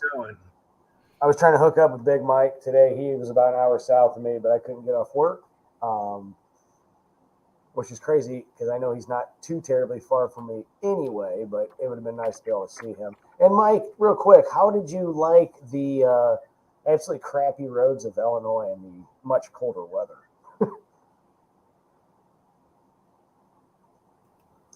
Patrick, every time someone says, "Oh, you can't do that. You can't do that. Oh, you shouldn't do that." It's like, it's your car. Well, some people here local, I told them I was going to build the burnout car, the red 67 Belvedere. And I said, I'm going to make 1,000 horsepower tire with that, with a big block and a turbo. Yeah. And they said, I have had several people around here. Oh, the big block will never hold up to that. I'm like, so you've done it.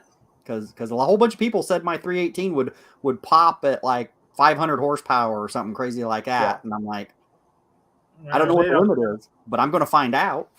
Yeah. Yeah. Well, in my experience, you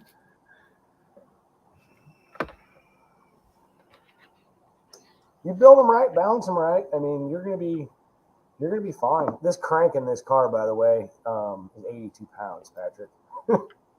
Oh yeah, I've got a 446 pack crank out here in the garage. It's you need to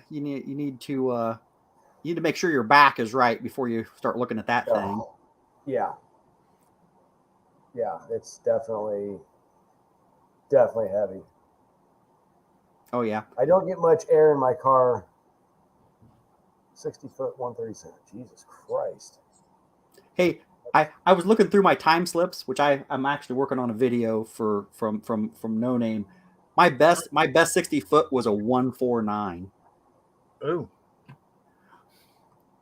I was watching some of your videos, Patrick, just once I get bored and just looking at different stuff. Even with those new tires, you were spinning. You could tell. Oh yeah, I had zero work in the Caltrax or anything like that. So I think there's got to be a low 1.3 in it. So it just needs more horsepower. That's always the problem. It just always needs more horsepower. Roy Boy's got a 68 Barracuda 318 engine just sitting around. I'd love to have that. That's got a steel crank in that one. Yeah, I would love to have that engine. Red Eye is in the house. Just talking No Name Nationals, man. Greg, what kind of 440 crank do you need?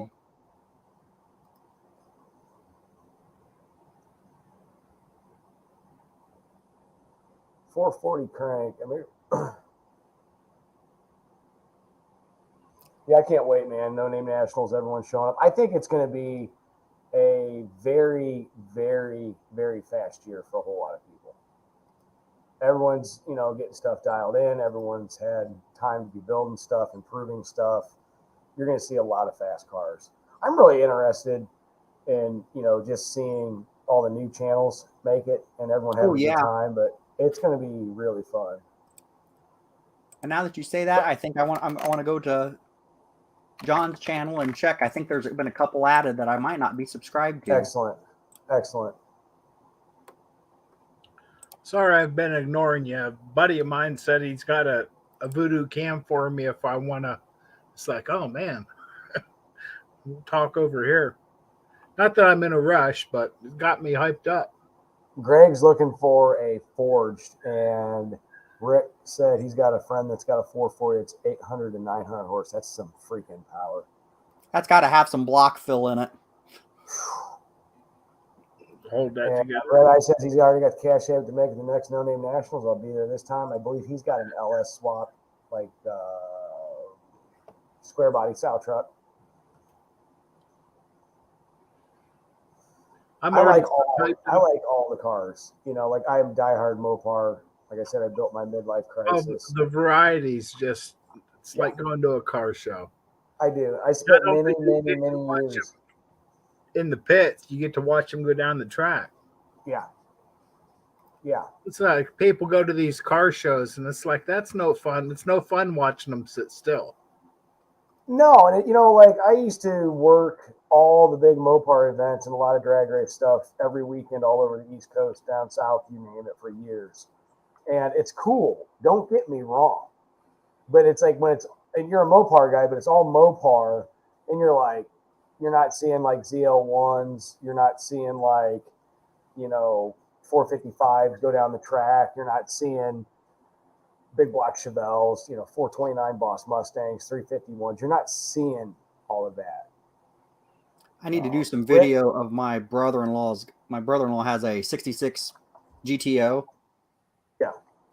Night Watch Blue with a 4-speed in it. Yes. Blue, like it. And it's his first car. And it's originally a 389 two-barrel with a glide. But right now it is a 400 cubic inch Ram Air 3 tri-carb with a 4-speed and a Chevelle rear end in it with some 373s, I think it is. And I tell you what, that thing, well, with a solid lifter cam in it, and it is it's a party. Oh, I would imagine. My friend Mike, his dad lives like a mile from me out in the country, and he's a Pontiac guy. And I'm gonna go do a video on it at some point. But he's got a '72 Pontiac. I helped him drag it out. Actually, got it in Iowa. That was a horrendous trip because we got caught in a massive snowstorm. It's been years ago, but it's a '72 GTO, 455, high output, Ram Air, everything, highly optioned 4-speed car. And it was numbers matching, absolute pile of shit, but it was all there, right? And we got everything off of it, did that Pontiac Historical Society, wherever it is, PHS, and got it all broken down. It is a very rare car. Oh, yeah. And he's recently got it all done, built and done everything factory. And he drives it. And I'm going to go do a video on that. And it's a pretty cool car. He doesn't get to drive it a whole lot because he's got like these older guy, bad knees and stuff, just health. But it's a cool car. So he needs a test driver for it. I could like to apply for that position. Yeah. Country Mile Garage, you have a great weekend, man. But it's a cool car, torque monster. He had a '69 GTO as a teenager. I helped do a 4-speed conversion on it and put different gears and stuff in it. It was neat. But yeah, there's a lot of cool cars around here. And actually, here's what's cool, Patrick. When I was a kid, and actually where I live now, it's not far from me. The guy's passed away. He looked just like Jerry Garcia. This guy did. Oh my gosh. Yeah, and his nickname was Smokey. Okay. And Nice. we'd ride our dirt bikes and all that, and we see this guy who's waving us down, and we thought, oh man, he's yelling at us. We're kids on these dirt bikes, flying down this country road. And finally, we decided to stop one day. Well, ended up being a super cool guy, although major stoner, just oddball, which I have nothing against that, but just not the typical guy you would think who he was. But in this garage, it was old like block garage building, if you want to call it. There was a tri-power 4-speed GTO, a Falcon 4-speed car that he had put a real hot 351 Cleveland in. Ooh. And then in the corner was a 69.5 Super B 446 pack, one of the A12 cars, right? And it was a true Grand Spalding car, absolutely freaking gorgeous. And I went for a ride in that thing, and I'm like, I need this car. Pure Pontiac asked me if I'm close to La Harpe. I'm not really sure. Let me look that up. That doesn't sound familiar. But he would rip up and down that road with that thing, and he passed away a few years ago. And I know the cars got sold, but man, that thing was so fast. It was not stock. It looked stock, but it was not even close to being stock. Jeff, you were up there in the Chicago area. Yes. There was some guys father and son team, Jack Jackson and Jack Jackson Jr., and they had a 69 Roadrunner that had some wild stroker, home done stroker 6-pack engine in it with a 4-speed and a Dana. Pretty wild. I've ridden in a lot of cars. I still get weak in the knees even thinking about riding that car again. It was that. We I went. think it was pretty. Yes, it was traumatizing, is what it was. The son took us out for a ride. Dad said, "Son, take the car out. Take him out for a ride in the car." And I was in the back seat, and they go out to this. It was some flea market parking lot, and there's these big power towers in the parking lot. I mean, the big giant, all metal ones. And he sits there and he goes, "Now watch the tack." He says, "It'll go up to about 7,400 RPM, and then I'm going to sidestep the clutch." Yeah. And I'm like, okay, but it's a stroker 440. And he did, and it went right up to 7,400 RPM. He sidestepped the clutch and then never used the clutch again. And it pulled the tire with 3 people in the car. It pulled the tires in first gear in a parking lot and almost caught air in second gear and left 2. They were more than a foot wide black marks for just about the entire quarter mile. Oh, The no real shit. paint ones that were just like perfect, but they street raced that car. And later on, they had a leaf spring hanger break, and the car ended up on a curb, and it literally bent the car, and they ended up taking the drivetrain out of it. But it was a scary. It would jump way more than a Coke can. So that's like that. Well, that's like that Super B. Like I said, it looks stock, but he ran just the pizza cutters and the steels on it, Mm-hmm. And I mean, like I said, he passed away a few times. I got to know the guy, and the guy that did all his engine, transmission, rear end work, built Mopars for drag cars, right? And built him a wicked stroker engine, but it looked stock, Patrick, iron heads and all, and 6-pack. And he had a set of, slicks on it on steels. And on Main Street in this little town, he did his burnout, did all this, warmed it up, and just absolutely revved it up and just carried the front end like it was nothing. Did it again and let out of it too quick. Bam! I mean, it came down real hard, screwed up a bunch of shit. He got it fixed. Yeah, that's what I'm afraid of. Slamming the front end. That's my problem. Yeah, okay. If you do, we'll help you push it. Well, that's I brought a toe strap, so. Pure Pontiac say drug a 65 GTO from La Harpe. So La Harpe is actually only about 50 miles from a drag strip that I go to in Havana, Illinois.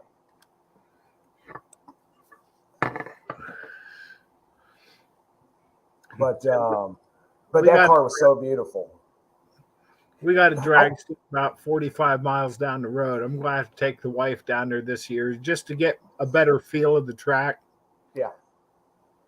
I know that the Havana is down a 2-lane blacktop forever, right? From me. So you can't like speed massively just because it's hills and long story short, but like once you get to Havana, which is on the Illinois River, to get the track, it is out in the country on some of the worst country roads. Like if you look at the miles, how far it is from my house, like, oh, it's not far. But to actually drive there, it seems like it takes days.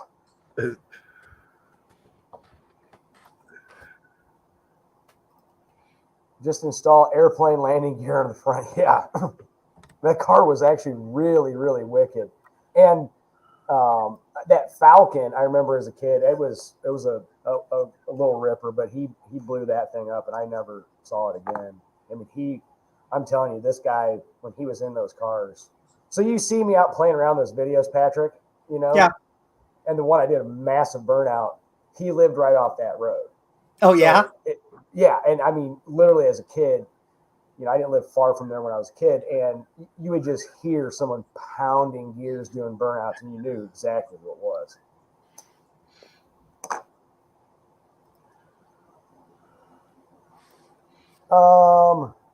So you're around 100 north of Quincy. So actually, if you look on a map, Pure Pontiac, I'm actually, let's see here, Quincy would be, if you look on the map and look at Bloomington, Illinois, I'm just in between Bloomington and a small town called Hayworth. So Quincy is actually, I don't know why when I put in Quincy in my phone, it's trying to take me to Mexico.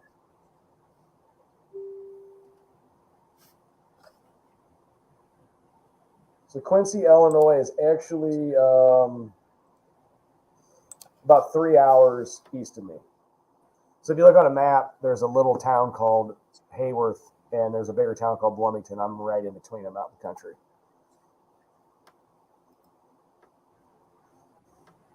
Literally right in the middle of the state, 2 hours 2 hours south of Chicago, 2 hours north of St. Louis, about 2.5 hours straight west of Indy. Me going to Havana is same miles, but it takes me so much longer time to get there than going to Gateway.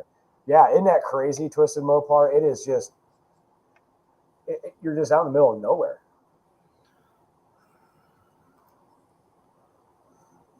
Big Mike's hoping to pull the wheels on Green Goblin to 452. That thing will produce a lot of torque. NSB checking out. You guys have a great weekend down there in the cold 56 degrees of Florida sunshine.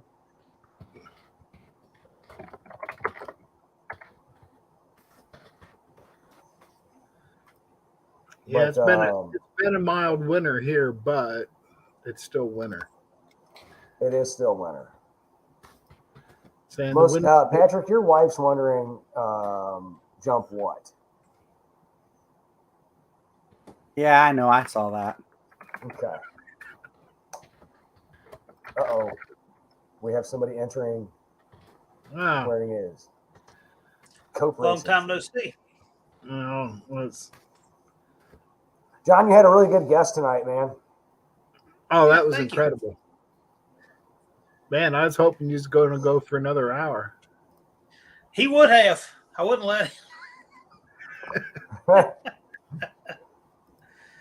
He's talking. It almost seems, I won't say it's That's what I like thought him reminiscing, but, you know, he loves telling the stories of yesteryear.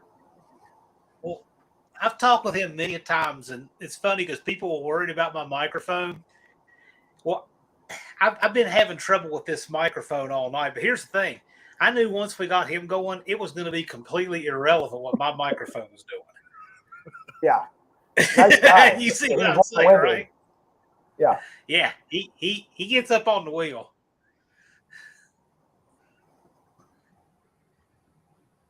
Yeah, that'd be exciting if he were to make it to Sykeston. He would like to. We'll see. How old is he now? Do you know? He's 76. Wow, he looks great for 76. Huh? It looks like his body's had a hard life. He's a stunt man. I mean, I know. he's I know. turned a lot of cars over in his life and jumped the Yeah, that'll 18 get man and He's bounced quite a few. yeah. That'll get you. He did stunts in the movie Maniac Cop, that whole franchise, and the movie Payback. And you remember Hunter? Remember Hunter for Hire? Oh, yeah. Yep. Yeah, with Fred Dreyer. He worked on that.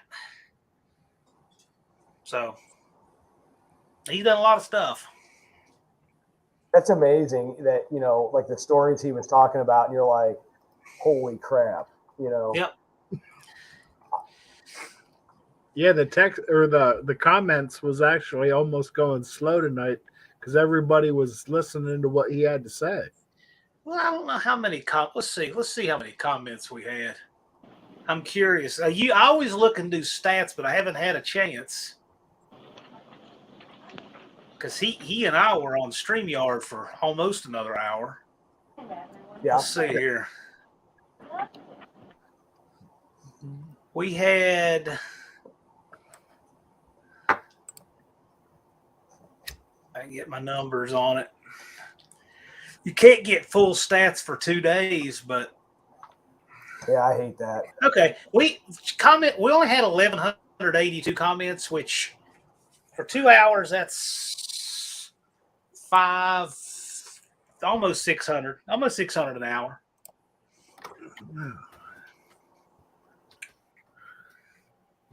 not bad. Not bad. Not bad at all. 10 minutes. that for sure. Seconds. That'll keep the algorithm going. Yeah. Have we had any new contestants for the No Name 500? We got that 6%. I think I saw him in here tonight. The 6% recycled. Yeah. AMC guy. Yeah. AMC, yes.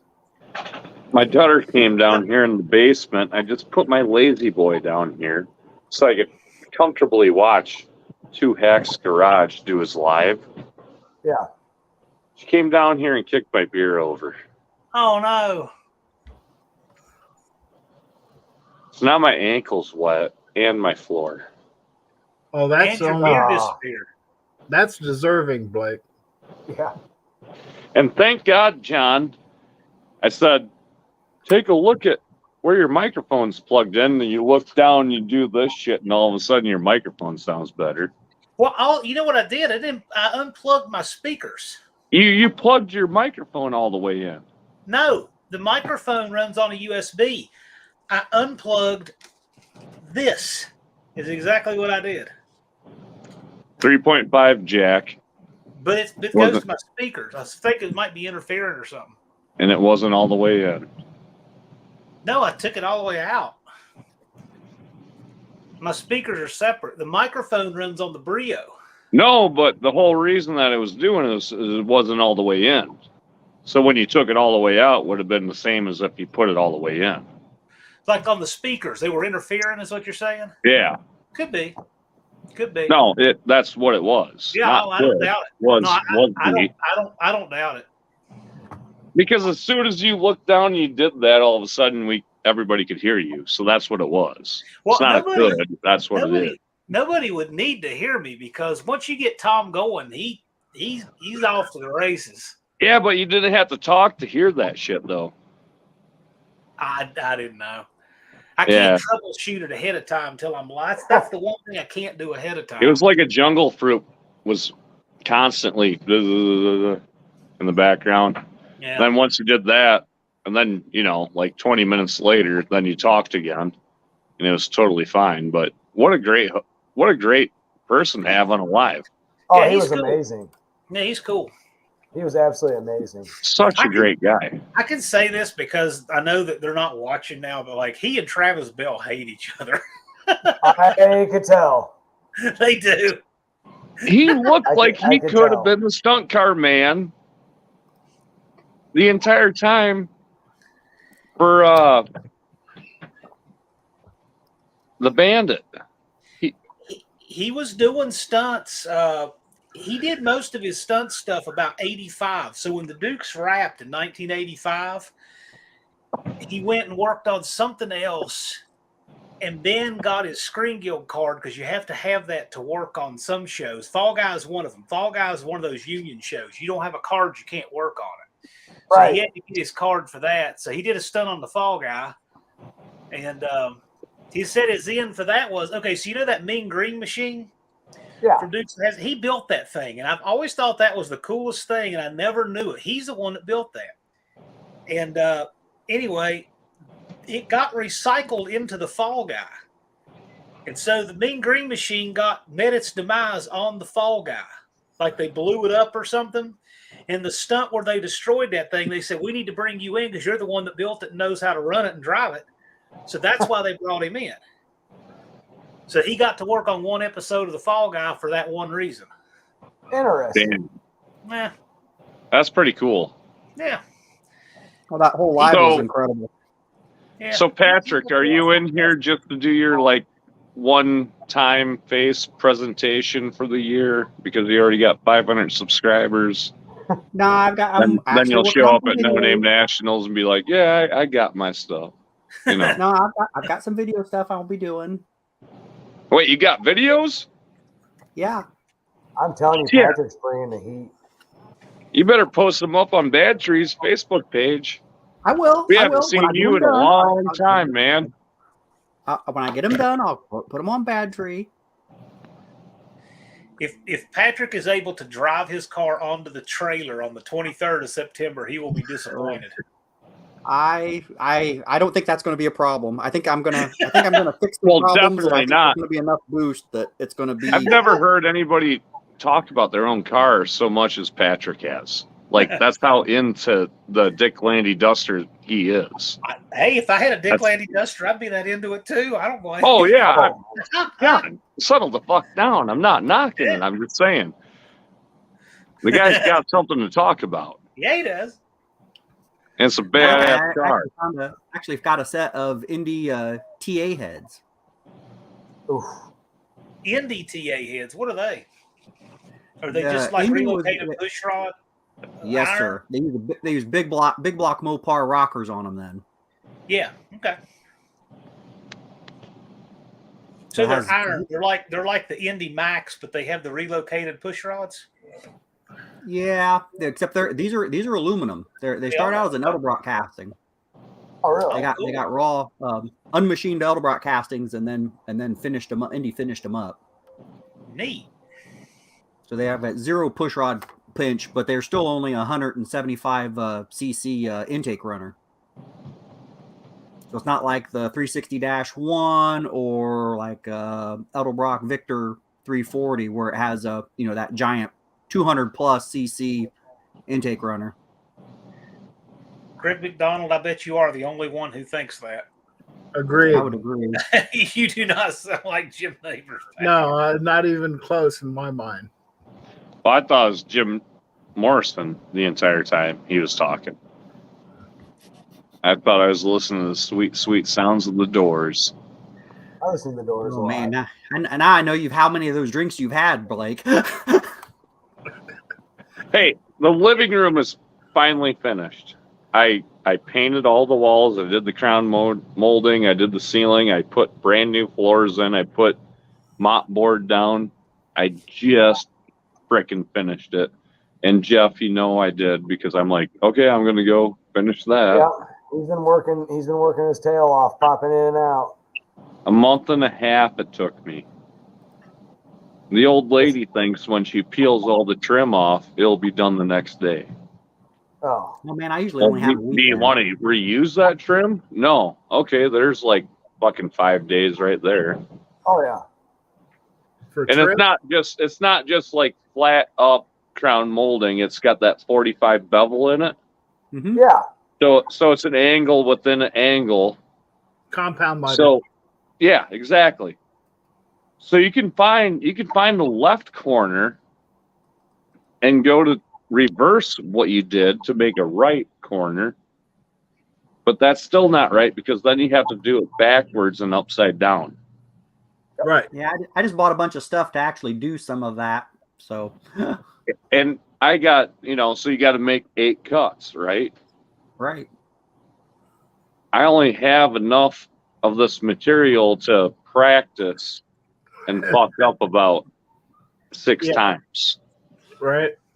I wouldn't say the practice, more the fuck up. Here's how bad it was. I ran out of practice shit. And my last cut was on my real stuff that I was going to use that I didn't have any more practice left. And somehow that last cut was right. And then I had to reverse engineer everything to make the other corner. And then think fucking backwards. Just put a mirror up there. And I'm like, why doesn't this have bolts and instructions and like a Chilton's to it? And I'm just left to my own device with the tape measure and a miter saw. You mean you didn't watch Bob Vila growing up? It's so hard, man. It's I so watch hard. Bob and Norm, but I hate wood stuff. See, I did woodworking for a while, and I like My it. It's cousin just my dirt. cousin has me change his oil. He's like, I don't get it. Yeah, I can do it. So I guess you don't But bend he aluminum. can build you brand new cupboards and cabinets and a bathroom in a day. Yeah. And it all makes sense to him, but he's like, huh, well, what do you mean you got to jack the, you got to break the lug nuts loose first before you jack the truck up? Doesn't make any sense to him. Anything with a nut and bolt. It's crazy, isn't it? Yeah, there's But if you ever seen a carpenter that hides his mistakes to make himself look good, he's the guy to go with. Because Well, that's the one thing I learned about carpentry. You can fuck up as long as you want until you put that final coat of paint on, and a good carpenter knows how to hide his mistakes. well, And John probably knows all about that, being a slumlord. Well, I'm fixing my stuff up, and it's expensive doing your own stuff. I have plenty of mistakes to make. Just Mopar Joe was talking to me today. He's like, man, ain't your time valuable? I'm like, I got 8 hours on this floor. And he's like, I would have fucking hired somebody. And that would have wouldn't made 2 YouTube videos. So today, I went out to a place that rebuilds starters and alternators, and they restored my alternator on the van. So it's a factory Chrysler alternator, but it was rebuilt in China land, and they rebuilt. Yeah, but nobody ever wondered about that. What about the people that want to restore your tires? No, I've got good tires on the van.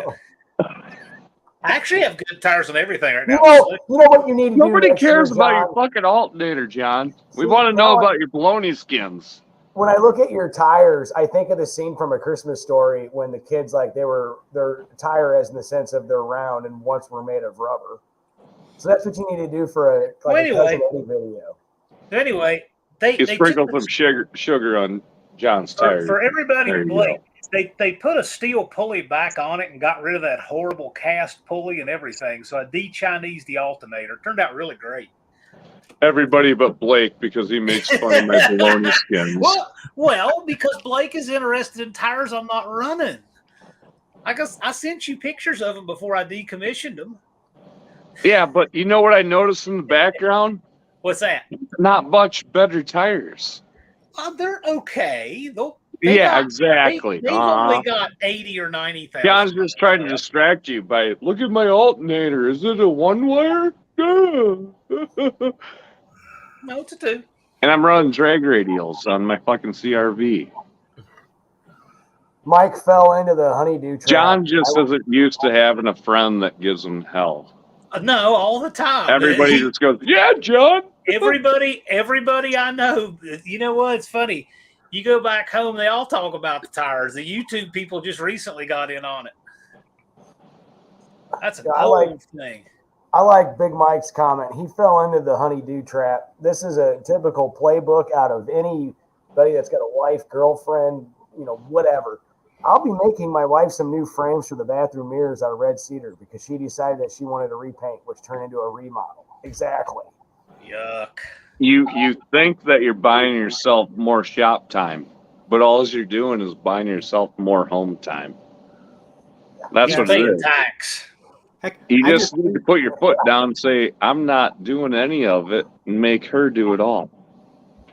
And it never works, but we can hope and pray that somebody will do that where it works. Yeah. And now we're into a painting project. We're painting the kitchen. You know how bad it is to paint the kitchen?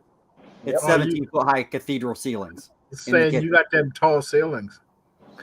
Yeah. You'd mentioned that the other day. It's like, oh man, you need scaffolding. Yeah, I think I'm going to do it. The ceilings comes down low enough. I think I can do it all off the ladder.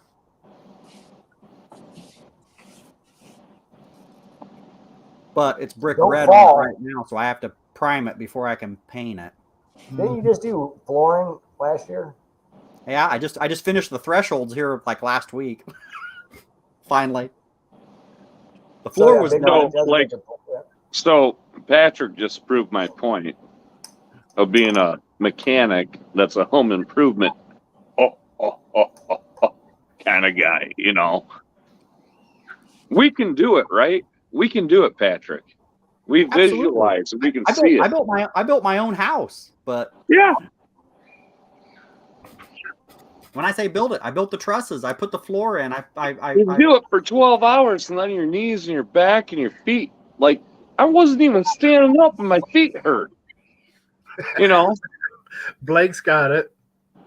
And you're done with it. And it's like, you don't even hardly get a hug. And it's like, okay, here's the next thing that I want you to do. Yeah. And it's like, we just piled all of our shit into this corner, made ourselves look like trailer folk, That's right. and now you want to gut in another room? As soon as this every day, us being in arguments and yelling at each other for a month and a half, and now it's done. We're hugging each other, and she's sending out Snapchats to all of her friends. Look at my floor, and oh my boyfriend husband's so good at this stuff. 2 days ago, you were calling me the worst things I ever heard in my life. I don't believe that. No, it happens. John doesn't know about it. He doesn't have an old lady. He's got a dog. Once you get an old lady and you get a house together, and all of a sudden you get to have all this fun with your car, remember there's repercussions to having fun with your car. And that's called house projects. So Great. when And is that the shit eats up your whole fucking winter. Well, you spend more time on her list than your list. let me ask Exactly. you this. When's the due date? Do you have like a due date of when you want to get stuff done? Yesterday, Yesterday. The day before yesterday. I don't think I'll be able to hang out with Jeremy for another month. Get him to help you. There you go. I get COVID. I block myself off up here. They film shit. I edited it out and put it out as a video. I still have COVID and shit. And all of a sudden, hey, let's do some house projects. And then a whole month later, I'm down in my basement that used to just be storage. And now it's a green room. And I'm sitting in a fucking lazy boy down here in a flat screen on the other side. And a mini fridge. Pretty soon And- that's going to be the BTP studio. You need a It's the sign. underground studio. It's all sound denting in there. Uh-oh. Uh-oh. I heard. What do you want, daughter? I need a extension cord. I don't. Oh. There is one over here. Hold on, sweetheart. Pretty soon we're going to be running to, well, I think it'll be sometime in the end of March. I'm hoping we'll be running down to Ed's machine. There you to go, John. I was drop off ready some for that. parts. 229. Yep. Oh my gosh, it is that late. Well, actually, 2:28, 23 hours, 57 minutes to be exact. Yep. In 12 seconds. Yeah, Otto Sauer said he got himself a good wife. She's always helping him out. Yep. Like I did 2:29. right before your live, John. I was doing my wife has double ovens, and the top oven pivot pin broke inside the spring-loaded hinge for the oven door. It's been broke for like, I don't know, I'm going to say 5 or 6 years at least. And we finally got new hinges, and you have to completely disassemble the door to even get it off the daggone oven. I Man. believe that. So I started that at 20 after 7, and I got done about 3 minutes before your live started. But the important part is it's done, so I don't have to do it now. Right? I know the washer and dryer. Wendy works on her own stuff. I'm not allowed to touch it. That's hers. Yeah. She's had it pulled apart. I've got pictures of her over here, all up in it. It's like, you go, girl. I'm handing her tools. Yeah, the tools things I've got a lot of woodworking tools packed away. I've done my fair share of remodels, that's for sure. Yeah. I did all that when I moved in. I don't have very many wood tools. I'm not a giant fan. I have a big framing hammer and a nail gun. That's about it. There you go. I've seen junkyards with the same ratio of cars to open space as Dakota's yard. Yeah, Dakota. Nothing wrong with that, though. Dakota's got a yard that he can mow it's probably 2 acres, and he can mow it with a trimmer. Go get mine. With those old Wow. shears. Those old shears. He gets a ruler out in the shears. He could go out and make a video every week on just what's in his yard and never run out of stuff to make content on and get all his subs. So about mowing yards, my grandparents lived in this old house on this small lot, right? Real small lot by this zoo. And my grandpa had a push mower, but he hated it. And he had one of the old rotary things, right?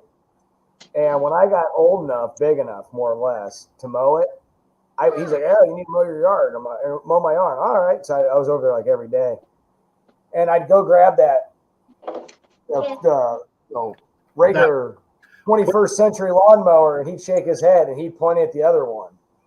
And I am not kidding. I love that guy to death, but man, he'd sit there and smoke cool after cool, drinking Dr. Pepper, watching me struggle with that lawnmower. With a push mower. Yes. And I have it. Such a cool dad. Well, them push mowers, you learn to mow more often. That way you don't have to stop and back up and hit it again. Oh, man. Now, what kind of push like the way it mower are you looks? talking about, Don? You talking about an old reel type? Yeah. Yep. Yeah. I've got one of those. Sometime I should ceremoniously burn it out there because after I wrecked the regular, gas-powered push mower, I got to mow for about a month on that while I saved up allowance to fix the mower I totaled. Well, I didn't want to mow. I didn't want to mow, and there was a tree stump out there. Yeah. So I wanged it up wide open and dropped it on the tree stump, bent the crank and wrecked the blade. And my dad looked at that and said, "What were you doing?" I said, "Well, I got too close to the tree stump." He says, "No, you didn't." He says, "You wrecked it on purpose." And he says, "Here's the push mower." And I was like, by the way, we had an acre to mow. Oh. That's about what I have to mow. Yeah, so it was with that little push mower, I was pretty much mowing, 3 or 4 hours. Believe it or not, Patrick, I like mowing. I like yard work. Nope. If I'm outside, I want to have a wrench in my hand working on something fun. I mean, it sounds crazy, but like I'll put a playlist on or something on my my phone, and I'll just go out there and mow. I don't give a shit. That's what I do. Same thing. Playlist, get it going, cut it down. Yep. It's like you're getting away. And I like to push mow first and weed eat before I get on the rider. And if the playlist is long enough and good enough, and I have time, I just go over to my neighbors and keep going. Only reason I do that is because they don't know how to mow, and it bothers me. Do you notice how you really get into it right away in the springtime? Like I do. Really into your yard, getting close with the string trimmer and all that shit. Then halfway through summer when it's like 112 degrees out, you're like, I missed that spot, but I'm just going to keep going. Man, I would put a weed whack first. Like it. I rather than weed eating, I would use a sprayer and use gasoline around the trees if my wife would let me. I would only have to do it once. I'd rather jump on the rider and fucking just hammer down and then jump on the boat and go on the Mississippi River. I'm one of those where like my yard is never unkept. You won't see like in the wintertime, yes, but you won't see a stick in it. You won't see weeds, nothing. You see long grass and shit up against my house where I'm like running down with the string trimmer. I'm like, oh, it's good enough. Yeah. Let's get going. Let's hit the river. Jeff, if I lived next door to you, I would make sure that an empty bottle of motor oil blew over in the side yard, and I would mow around it all year just for you. Oh, I would. So here's the best part. Like the house next to me, like I'm in that little rural enclave. They're all like acre and a half lots, right? And it's wooded area. Well, like the house next to me forever was vacant. And I just mowed it for the guy that bought it to flip, And these new people move in. They didn't have a mower, so I just mowed it. And then they bought a mower in the next spring. The guy made one pass and hit a stump, dead. So I just kept mowing it. So he gets it fixed and all that. And he's like, oh, he starts mowing, but he will mow like just paths. The grass will be this tall, and he doesn't like it's like it is literally like Helen Keller out there on LSD mowing. And so I just a lot of times I just mow. Like it'll be during the day and they're at work. I just go over there and mow. They're like, oh, you mowed your lawn again. I'm like, well, yeah, I did. Oh, my neighbor across the street from me keeps his yard super nice. Puts weed and feed on it, and it looks really nice. I'm over here, and if I mow it once a week, I'm flying, and the leaves all blow over into my leaves blow all over into his yard. I have dandelion; they all blow over into his yard. I had a neighbor like that, Charlie. God rest his soul. He come over and complained one time because I blew my weed or my grass, my weed He trim blew his in weed. his yard. Like really? Because he did the whatever lawn care company comes in and sprays it, and it's immaculate and perfect. And I blew my grass trimmings across the line, and he came over and knocked on my door and gave me hell. Oh wow! I would I'm not do that bad. every year or every time for the rest of my life. See, I don't do weed and feed and stuff like that. I mean, I'll put stuff down for bugs, but yeah. I just mow it, trim it. Ugh. Mine's all push mower. I don't have enough yardage to do a ride mower. Yeah, Greg, a goat for lawn management. Like, yeah. But I don't like I said, I don't mind. I work 80% of my time working is at home. So it sounds stupid, but like when it's hot out, like I'm on my laptop outside. I don't care. But if I get 20 minutes between a meeting, I'll mow for 20 minutes, go into a meeting, get out of that, go mow for another 15 minutes, get out of that. Yeah, it's nice working from home on Mondays and Fridays because then I can go out on Monday and mow at lunchtime. I can almost mow it all in an hour. Yeah. And then, the rest of the It evening is for me about 50 minutes. Automotive festivities. I'd like to say BTP's like Redman on MTV Cribs. I try to do like We don't give a everything shit during the if you're week. coming over. This is how we are. I like Jeff, to get everything done. What's that, John? You know what the cure for all that obsessive mowing you do is? Start mowing 4 yards. I promise you will not care as much. No, yeah, that would push it. John's 4 yards is my 1 yard. Oh. I got one that's an acre. I got 2 of them that are small, but they're hilly and nasty. And then one that's 4/10 that's not too bad. So what I try to do is like during the week, get literally anything you could ever imagine, housework done or whatever done. As much cocaine as possible. No, I don't need that. I'm already high strung.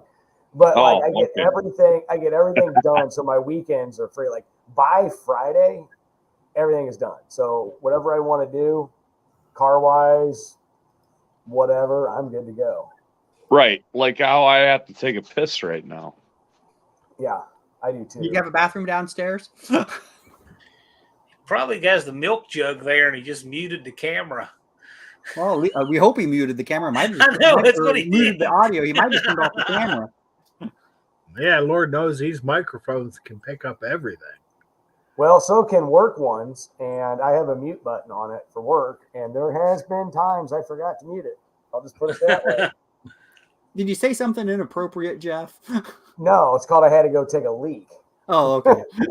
You're in a meeting, you go walk off, and it's like it happens. Sometimes I have to turn my camera off so I can put my head in my hands and shake it. So because what's going on is so ludicrous. So what we do is we don't use our cameras. Oh, we just had my boss just put out a memo this week that make sure you turn your cameras on for the beginning for your meetings because we want to see your smiling faces. And I'm thinking, if you think that's going to make me shave, you guys have another thing coming. Yeah. Yeah, we don't turn cameras on unless we're asked to, which is never, which is kind of nice because like I remember when we first started working from home, it was at March, and by spring, I have this like backyard bodega type thing, and I'm out there all the time. It's nice. Like I hate sitting inside even when it's hot, and Oh, yeah, I live in a very wooded area, so like you'll hear birds. And I'm sitting there in this meeting, and my boss at the time was like, "What is that noise?" I'm like, "Those are birds." And he's like, "Well, where are you sitting?" I'm like, "Outside. It's nice out." Right. And it just blew his mind that, I'm working, but I'm outside. I'm like, well, yeah, I'm not stuck inside. It's finally nice out. I'm going to sit outside and work, I don't blame you. Yeah. This is my desk, and the world is my office. Yeah. Yep. And then I guess one time, like you get overly used to it and you're not, then it's like, oh, you're never going to be on camera. John, whatever. I was sitting out back there, and I'm in a meeting. Like I said, we don't have cameras, and it had been like 6 months working from home, and I'm out in my backyard bodega. So if you're in it and you look at it, you see the steel roof, and there's like wood wall and all this other stuff and trees behind it. And it was a hot day. Didn't have a shirt on. I have sunglasses, and I'm smoking a cigar. Didn't even think about it. My boss is like, "Hey, everyone, just same thing. Show your smiling faces." I click on it. There I am, and there he's like, "I don't even want to know where you're at." And I'm like, "Yeah, don't worry about it." Shirtless, sunglasses, and a cigar. I love it. Yeah. That's the only reason I have my collared shirt on. That was a new thing the last week or two. Make sure you're wearing your collared shirt because we're going to be on camera more. And I'm like, oh, okay, great. Yeah. For me, it's lucky to have a shirt on this summer. Well, guys, I'm going to jump off here. It was great being on with everybody. And I'm going to go ahead and end it. I just got a text. Thanks, Patrick, for showing up once in a year for No Name Nationals it's like you it's do. the beginning part of the year. I'll be on again. I'm Patrick. This is my No Name Nationals input right here. See ya. Bye. But I am going to end the live. I got a super early morning at the machine shop. My daughter just got home. Going to go see her for a few. I appreciate everybody popping in. Blake, get that stuff done so you can have more car time. Don, thanks for stopping in. Patrick, It's not looking like it, Jeff. It's not looking that way. It's not looking that way, man. I really suck at cutting corners. Yeah.